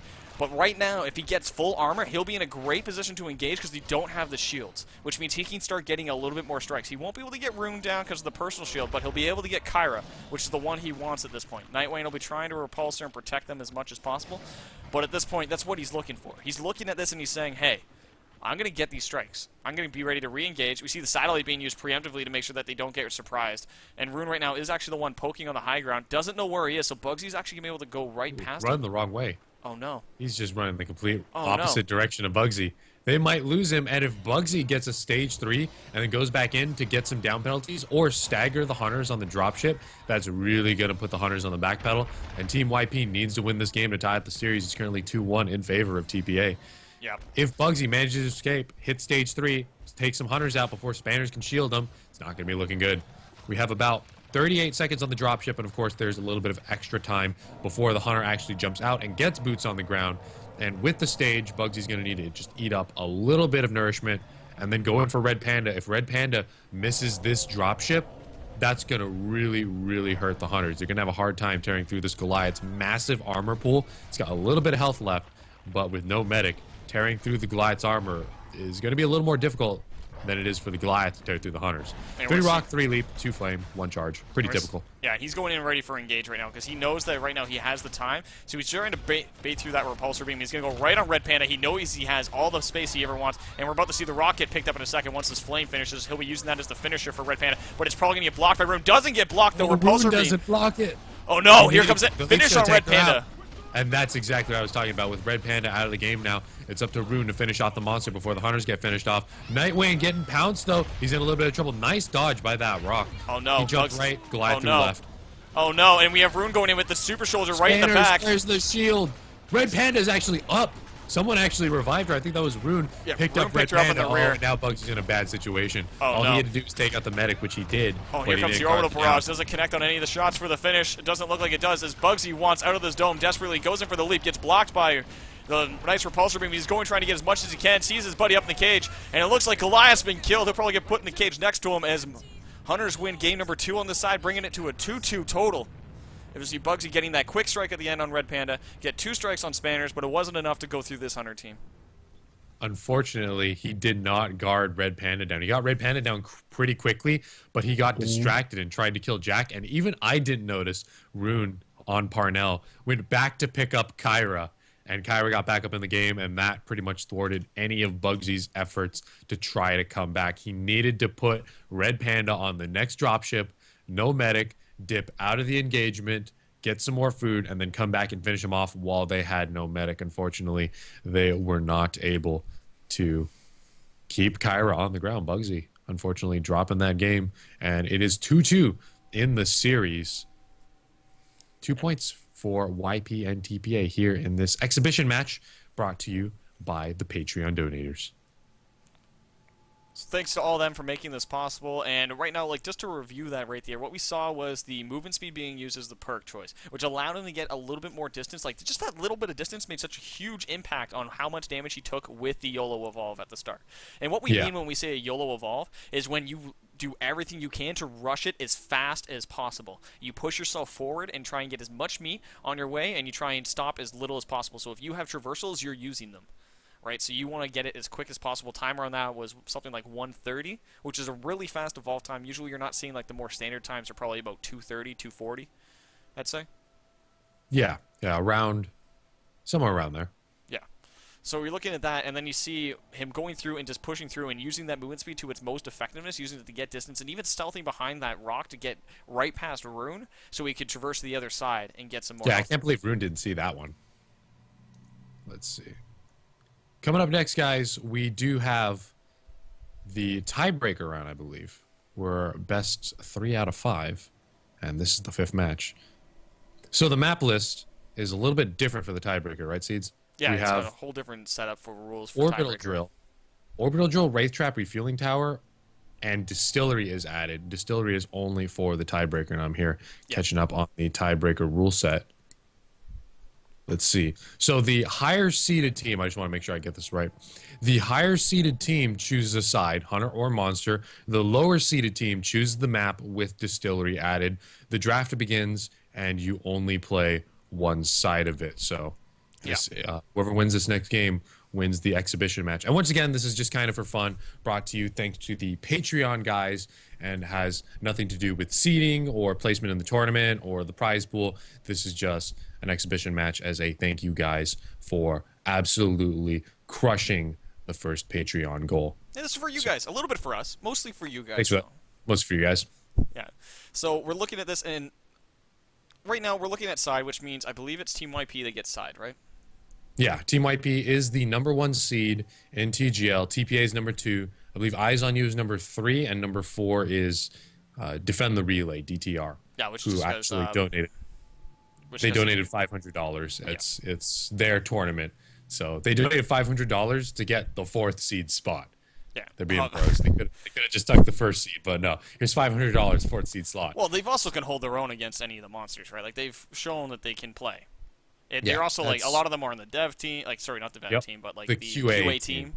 So they are the guys that test things before they come out, so they have that as well, and they're able to put their experience and time that they spend in the game at work and able to come here and play, which shows. And then when you get to see like that comparison, when I believe they did some show matches just for fun, broadcasting like what happens during their games, and they showed that they were able to play. They're able to come here, and they're of able to course, play and hold their own with the best of them.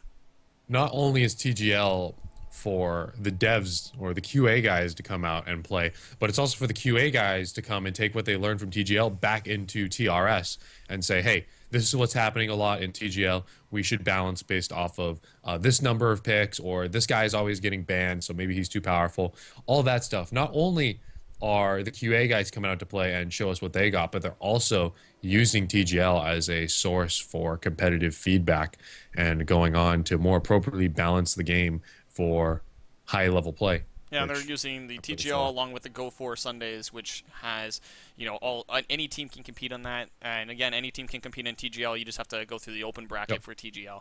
So if you guys are at home and you guys have a team that you want to play in and want to see what you're made of and see how far you can make it, be sure to register, sign up. Anyone is welcome. Doesn't matter the skill level. You'll all get 2 games minimum. So come in, sign up, get playing it, and who knows what you're going to be playing against. Who knows how far you'll make it. You never know until you try.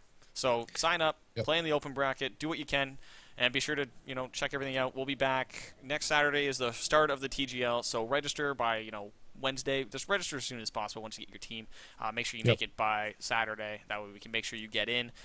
For those of you that don't have a team and don't want to play and you just want to spectate, we'll be back next Saturday, same time, and we'll be ready to broadcast. If you want to check out the Sundays, they are available tomorrow as well from both Shampoo, my channel, and a couple others are running around as well. So make sure to check those out as well. So there's lots of Evolve content coming out for you guys because you guys asked for more content.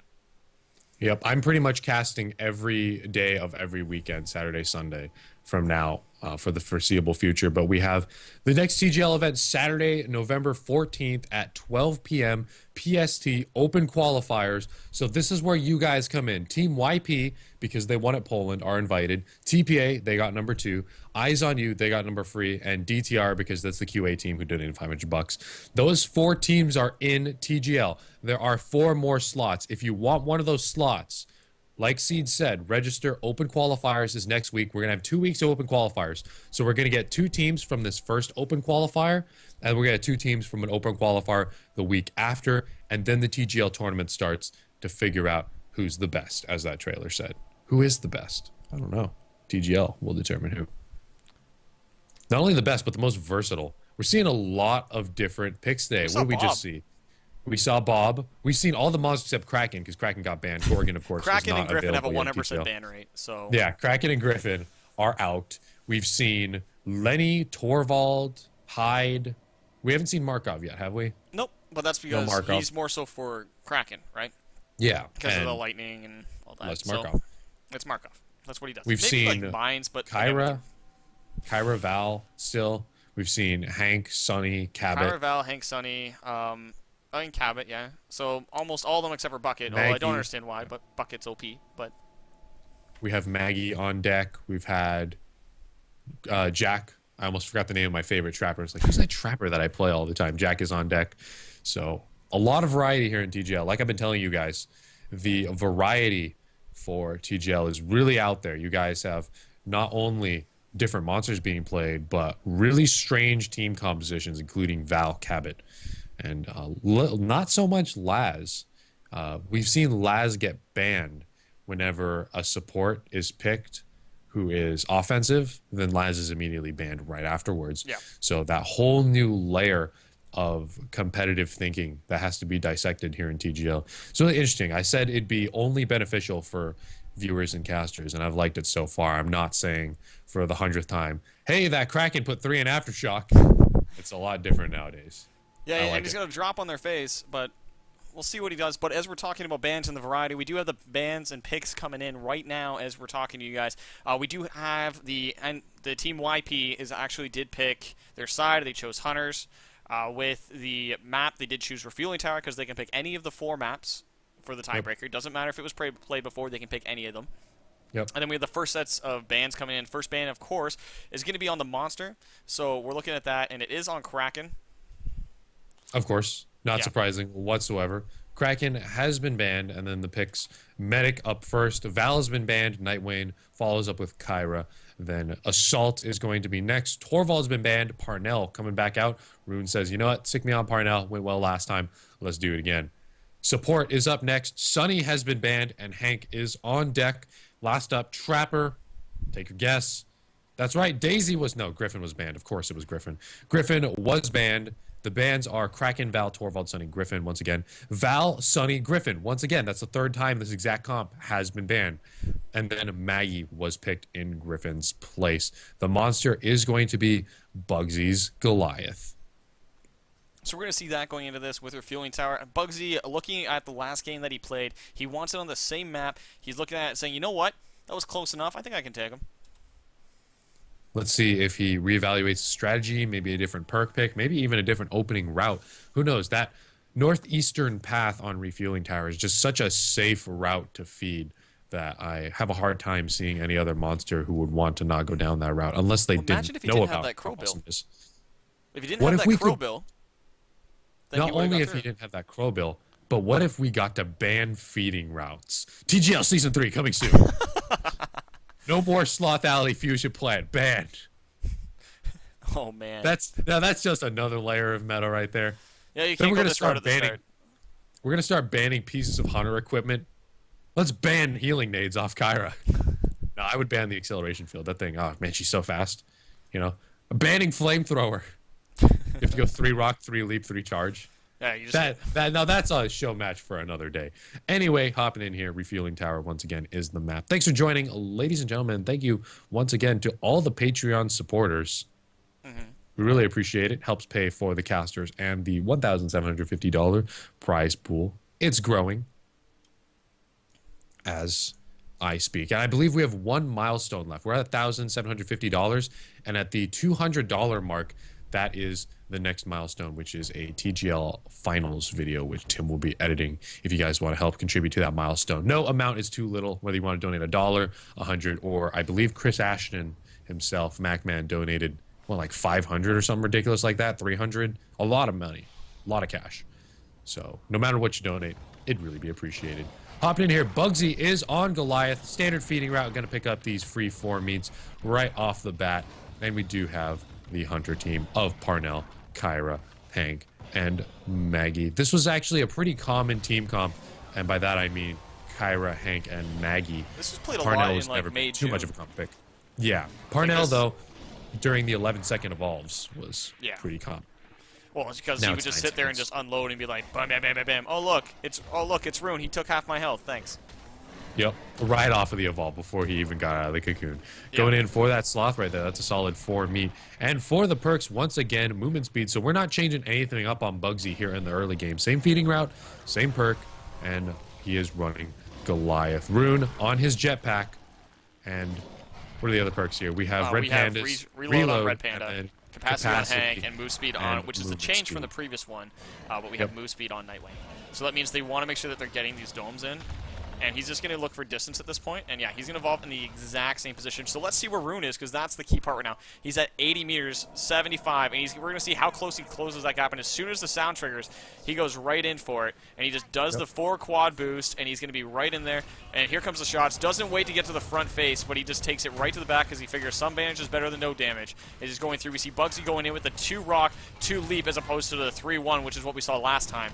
And we see that he's already going through the armor. We have a low health Goliath picking up a rock, going right for Red Panda. She eats it to the face. Shield's coming out from Spanners. As with that capacity, it's going to be dang near hard to break through. And with the heals from Kyra as well, because she can heal herself with that AoE. And here comes the high ground push, and he's just going to try and knock him off the high ground. Rude jetpacks up in the air, keeping himself on the high ground. Red Panda's on the low ground, trying to mitigate as much as possible. Uses the accelerate to keep herself alive. He's going to knock Rune off the high ground. However, he uses his jetpack quick to get back up there. Leaf Smash comes in, doesn't connect. See more of these flames being used, going straight for Spanners. Isn't quite able to get it, though, as we see this dome is being rockets picked up. That one gets blocked by Rune. Blocked it.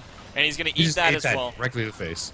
Half health here on our Goliath. He's not looking too hot, and the dome is going to run down in just a couple seconds. He is not close to focusing anyone down whatsoever, so Bugsy might want to consider mitigating. Yep, and that's exactly what he's doing right around this rock. Harpoon did snag him right there, and the dome is off. Like I said, on the run, Bugsy is now on the back pedal. He lost quite a bit of health. in that dome, he's really going to have to try to focus down Hank. Hank, like I say, weak link of the team. Red Panda can heal herself. Hank can't shield himself. So if he wants to take home a victory here, like we used to see all the time on Old Evolve, man, 2 title updates ago or something like that, Hank would go down first, and then Kyra would be next. But now we're seeing so much Val, it's weird to go back to the old Kyra-Hank team comp with Maggie on deck, of course. Maggie, like we said earlier, has 3 harpoon traps, and I don't know what you think about it, Seeds, but it was one of the more controversial changes to the game ever made, for sure. I've been playing this game for over a year. And it was definitely a huge change from what everyone had known from the big alpha, from the beta. Yep. Yeah, it's actually over a year now that we've actually been playing. Isn't that a crazy thought, that we've been playing this game for over a year now? I first played it in June.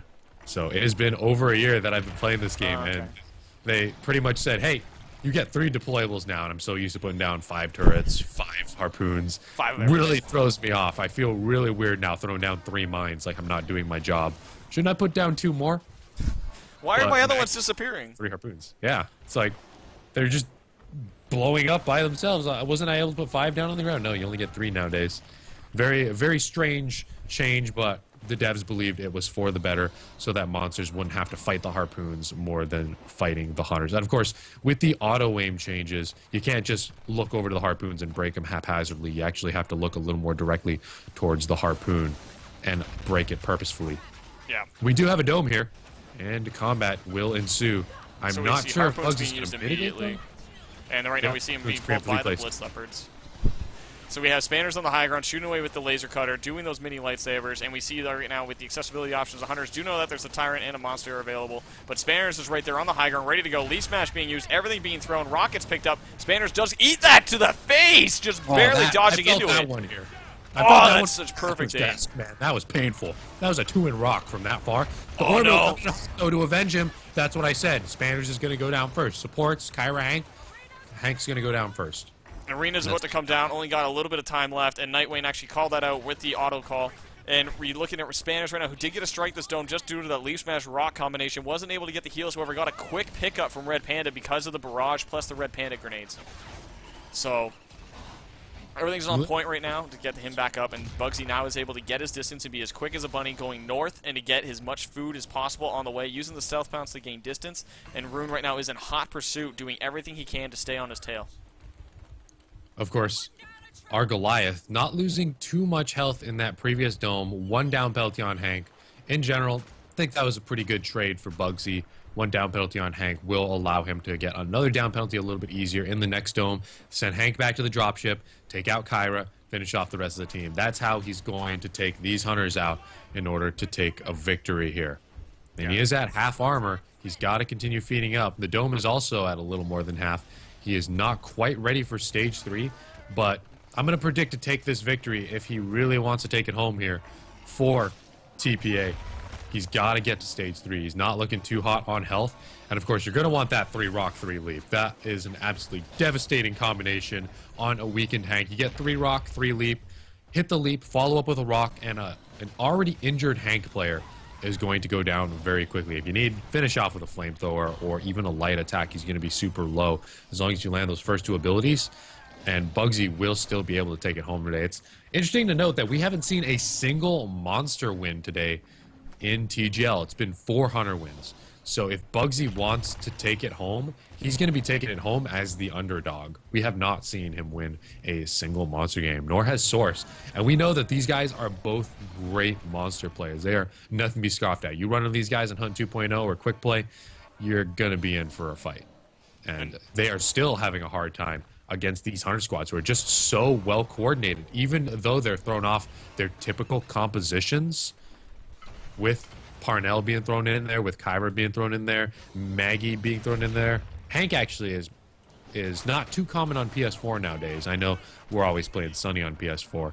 They're still managing to hold it together with weird team comps, more so than the monsters are playing monsters that they're not necessarily as good with. I know these guys like to play Kraken, or Source likes to play Wraith every now and then.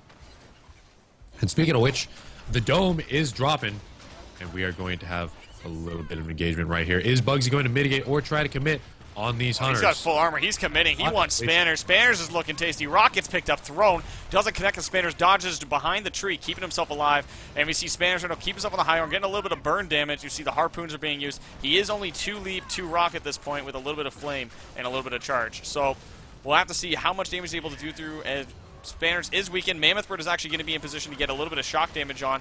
And he's right below him right now as he gets stuck on the tree. Doesn't quite get connected, though. As Tyrant right there is on the low ground, we see with the yellow triangle. Spanners is, though, on the high ground, ready to fight. As you see, the flames are being used. Spanners drops down right next to the Tyrant. He might get grabbed at this point. Here comes the leap. Connects on the Tyrant, just barely hitting Spanners. Gets him down to half. Quickly healed up by Red Panda.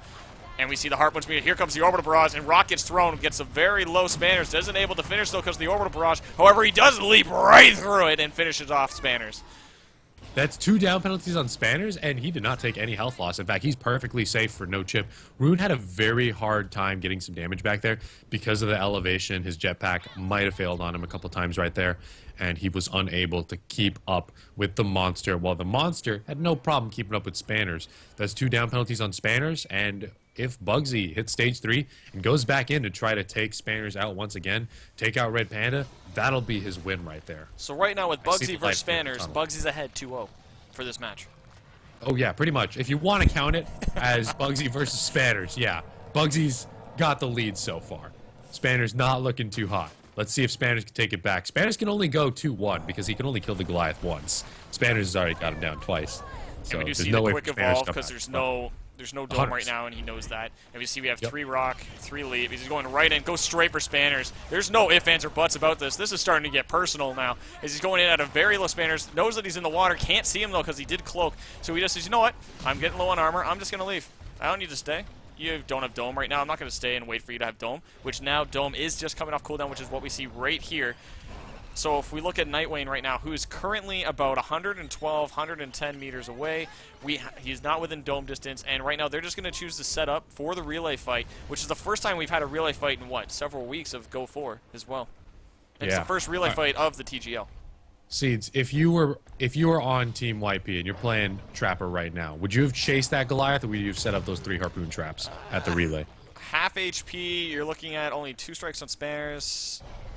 It and depends he on had if evolve armor. Yeah, you're looking at that and you're saying, you know what, it's not the best idea to chase. You're looking at it and it's just like, look, if he was lower health, then maybe. It might be good to catch him before he's ready, but at the same time, you're more advantageous in a defensive position. Defender's advantage is a real thing. It's not just made up in Risk or any other board game. It's an actual thing. You have your harpoon set. You're able to control your positioning, so you know where it's going to happen. Especially at this relay, if we take a look at Nightwing's positions, he's already got his harpoon set up on the low ground, and he has good side of the relay. We look at Spanners. Spanners is going to be on a high point, which is what we see right here, so he's going to be able to see everyone. Red Panda will be on the mid ground, so that she'll be able to heal everyone and have good sightlines on not only the high and the low, but also that she's off the ground, so she's not going to be easily focused as she's standing right next to that harpoon, and she'll be able to mitigate as much as possible around this little middle cages, which hopefully they're going to try and put Goliath into, but I don't know if he'll fit in that one, unlike his little brother over here.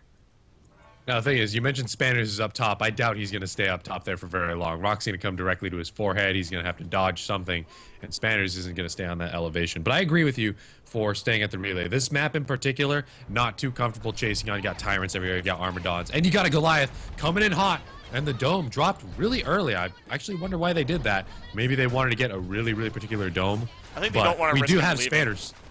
They know he's going to go getting knocked off right away. Like I said, just getting knocked off that pillar right there, taking the cloak, but he is on fire. The Goliath actually didn't notice that they set Spanners on fire. Rock coming out, does hit Nightwing. I was unable to dodge that harpoon. Saves Nightwing though, and Spanners has revealed his position by putting that shield on him. He didn't need to because that harpoon was keeping the Trapper safe. Oh no, he survived with 1 HP! Safe, here comes the Orbital. Oh, and Spanners is down. In, though. Spanners from the grave, dropping an airstrike on the monster. It's up to Kyra now, Red Panda, to keep Nightwing up. We got no shields, and Nightwing's looking pretty low right now. Leap coming out, and the dome is offline. Here comes the Rock. Rock eats Rune in the face and just smacks him up. And there goes the down on Rune. Rune's it's down. Only Red Nightwing. Panda's gotta get Nightwing up. Someone's got to pull for a tactical retreat right now. The team is just getting their faces beaten. They're about to lose their DPS from Parnell. Someone's got to run, wait for Hank to get back on the field. And they really only took about a bar of health damage from Bugsy in that fight. They dropped quick. We have Red Panda on the run, Nightwing on the run, both going to opposite directions, just trying to survive this. As we're looking at Red Panda, who's about to get Stealth Pounce. Nope, doesn't quite get it. Gets the quick heal, gets knocked with a heavy, gets put on the low ground. Here comes the Stealth Pounce, does grab Kyra, so Kyra's down, which means that it is down to Daisy and Nightwing at this point. Daisy's pretty low, though, but Yeah, Daisy hasn't died yet, so they're not all going to die. Yeah, Daisy, of course, the most important member of the team. Bugsy failed to get Daisy in that previous dome, and that's really going to punish him in the late game. He is absolutely going to get demolished by Stage 3's Daisy's rock launchers. But at this point, it's a rough spot for Nightwing because he not only has to stay alive, he also has to defend the relay. We're not talking about DTR here. We're talking about the power relay and the map. And he's going to be able to keep it down at about half HP already as he just started hitting on it. He only needs a little bit of time, so now he needs to go after Nightwing and get it. Nightwing needs to survive 28 seconds. This is going to come down to the last second. We have had previous matches where it comes down to 1 second, the teammate dies before the dropship comes in. Monster has been captured, which means Nightwing revealed that he's nearby, so Monster's going to go straight for him. Daisy is now down. He's got 14 seconds to kill Nightwing. Nightwing did not have to burn his jetpack to go in, which is a key factor. Stealth Pounce is ready on the high ground. Nightwing is now on the low ground. Here comes the leap. Going right for Nightwing. Doesn't hit, clips the edge. Doesn't quite connect on Nightwing. Harpoon's going to be breaking immediately on the low ground as Bugsy's going straight up for him. Fire is being used, but it hits the terrain. Doesn't connect on Nightwing. Nightwing hasn't been hit yet. He hasn't been scratched yet, and the hunters are coming in from the Oh, here comes the leap, and it connects, and that means he has survived just long enough. I was about to say, if he manages to survive long enough for Hank to redeploy, I was going to Nightwing MVP this entire series. That was ridiculous, the amount of dodging he did back there. Oh, this power relay actually might go down before any of the hunters can get around the corner. They're starting their drop to try now. to finish off the Goliath. Are they going to be able to finish it? That power relay is going to shatter. And that's going to be a power relay. We not only just saw a monster win, but a monster power relay win. What is happening in TGL right now? Ladies and gentlemen, TPA takes revenge on Team YP, going 3-2. Taking it home for the very first and only TGL exhibition match here on twitch.tv/The Gentleman's League. This doesn't really get them the prize pool. This just gets them revenge from Poland on Team YP. So they have avenged themselves and their second place placing in the ESL majors. GG to both the teams. That was a much closer game than we had previously seen. Usually we had seen, like earlier with Bob, just get completely wiped with no, if only a couple down penalties. But Bugsy really took the fight to them, got a total of 5 down penalties on the Hunters before demolishing that relay and taking the win. Solid performance right there. But this Bugsy's showing that he's got Goliath.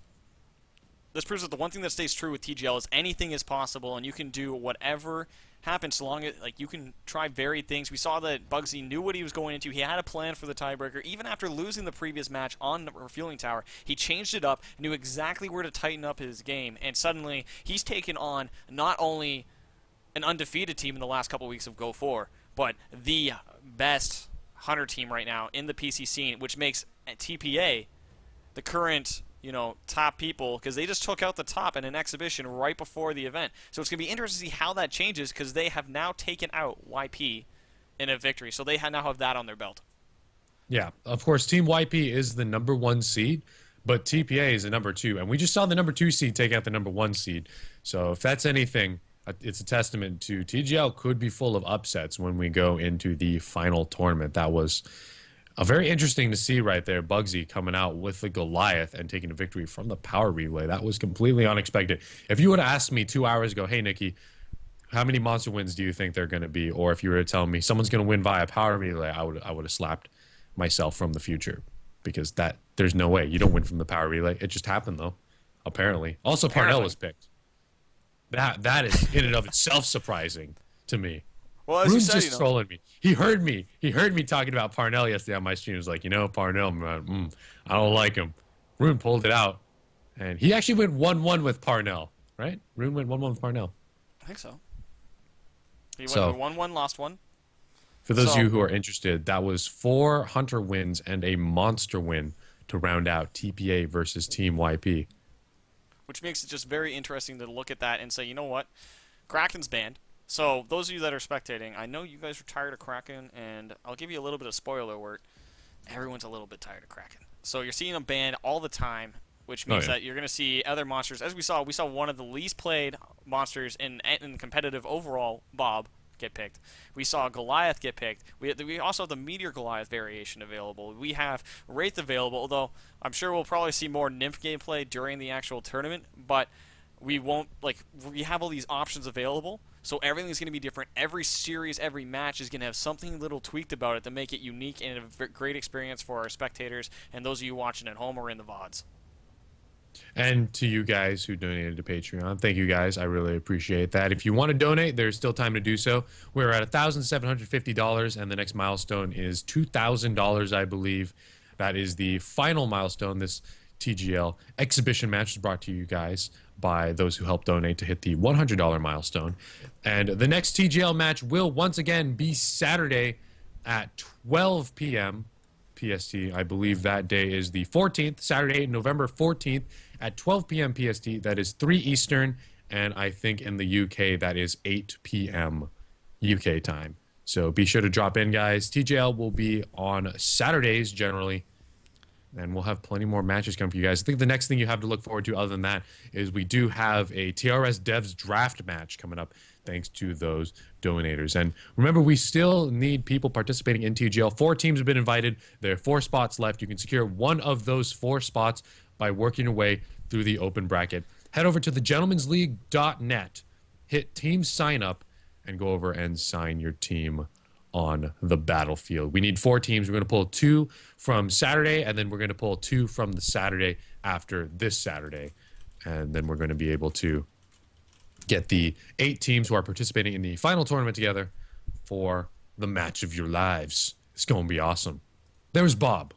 Bob appeared, so you know it's already going to be awesome. So yeah, we have Tim, we have everything else. If you want to find out where to find these 2 people, you can find me over there, and you can find Shampoo, which I believe is that way. And you can find them on our channels. We are both available in the thing, so want to click the member list. I'm twitch.tv/aceeds. Style Shampoo is, of course, twitch.tv/Style Shampoo. You can follow us on Twitter. Both the links are on our pages. And if you want to find out more about TGL, those are great places to find it. You'll also find it on their Twitter. It's all over the place. Make sure to toss the TGL page a follow if you want to find out more about this great, exceptional tournament that's going on. And in the meantime, guys, we'll just do like a little video just to give you a little bit of time. And again, so thanks to all the teams doing this exhibition. It was a great games, good sets all around. Had a great tiebreaker with a monster win and a relay win. I just said it because that's an exceptionally rare occurrence. Mind blown, definitely, yeah. So we're going into that. In the meantime, guys, let's go to just the quick little trailer so you guys can see what we're talking about. And we'll be back in just a minute with the close.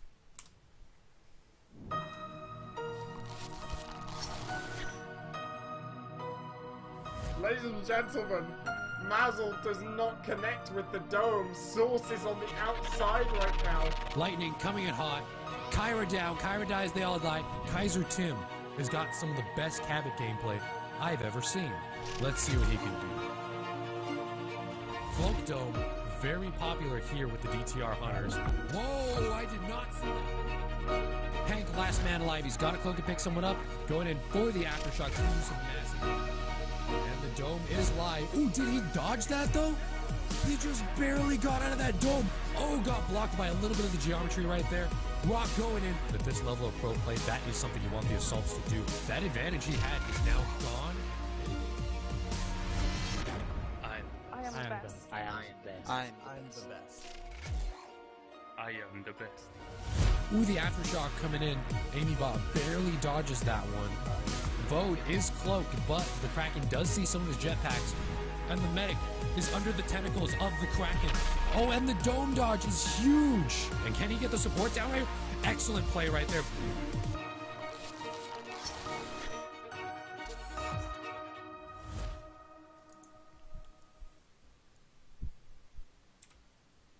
All right, ladies and gentlemen, thank you for tuning in to the first ever TGL exhibition match. Thank you guys very much for watching. Thank you to the donators. Don't forget to follow me and Seeds on Twitter. I believe those are our Twitters right below, right there on the tags. Thanks for coming out. Me and Seeds are both casting ESL tomorrow. We're going to work out what sides we're going to cast Seeds, because I'm casting with DB Sinclair. And Seeds, are you casting with anyone?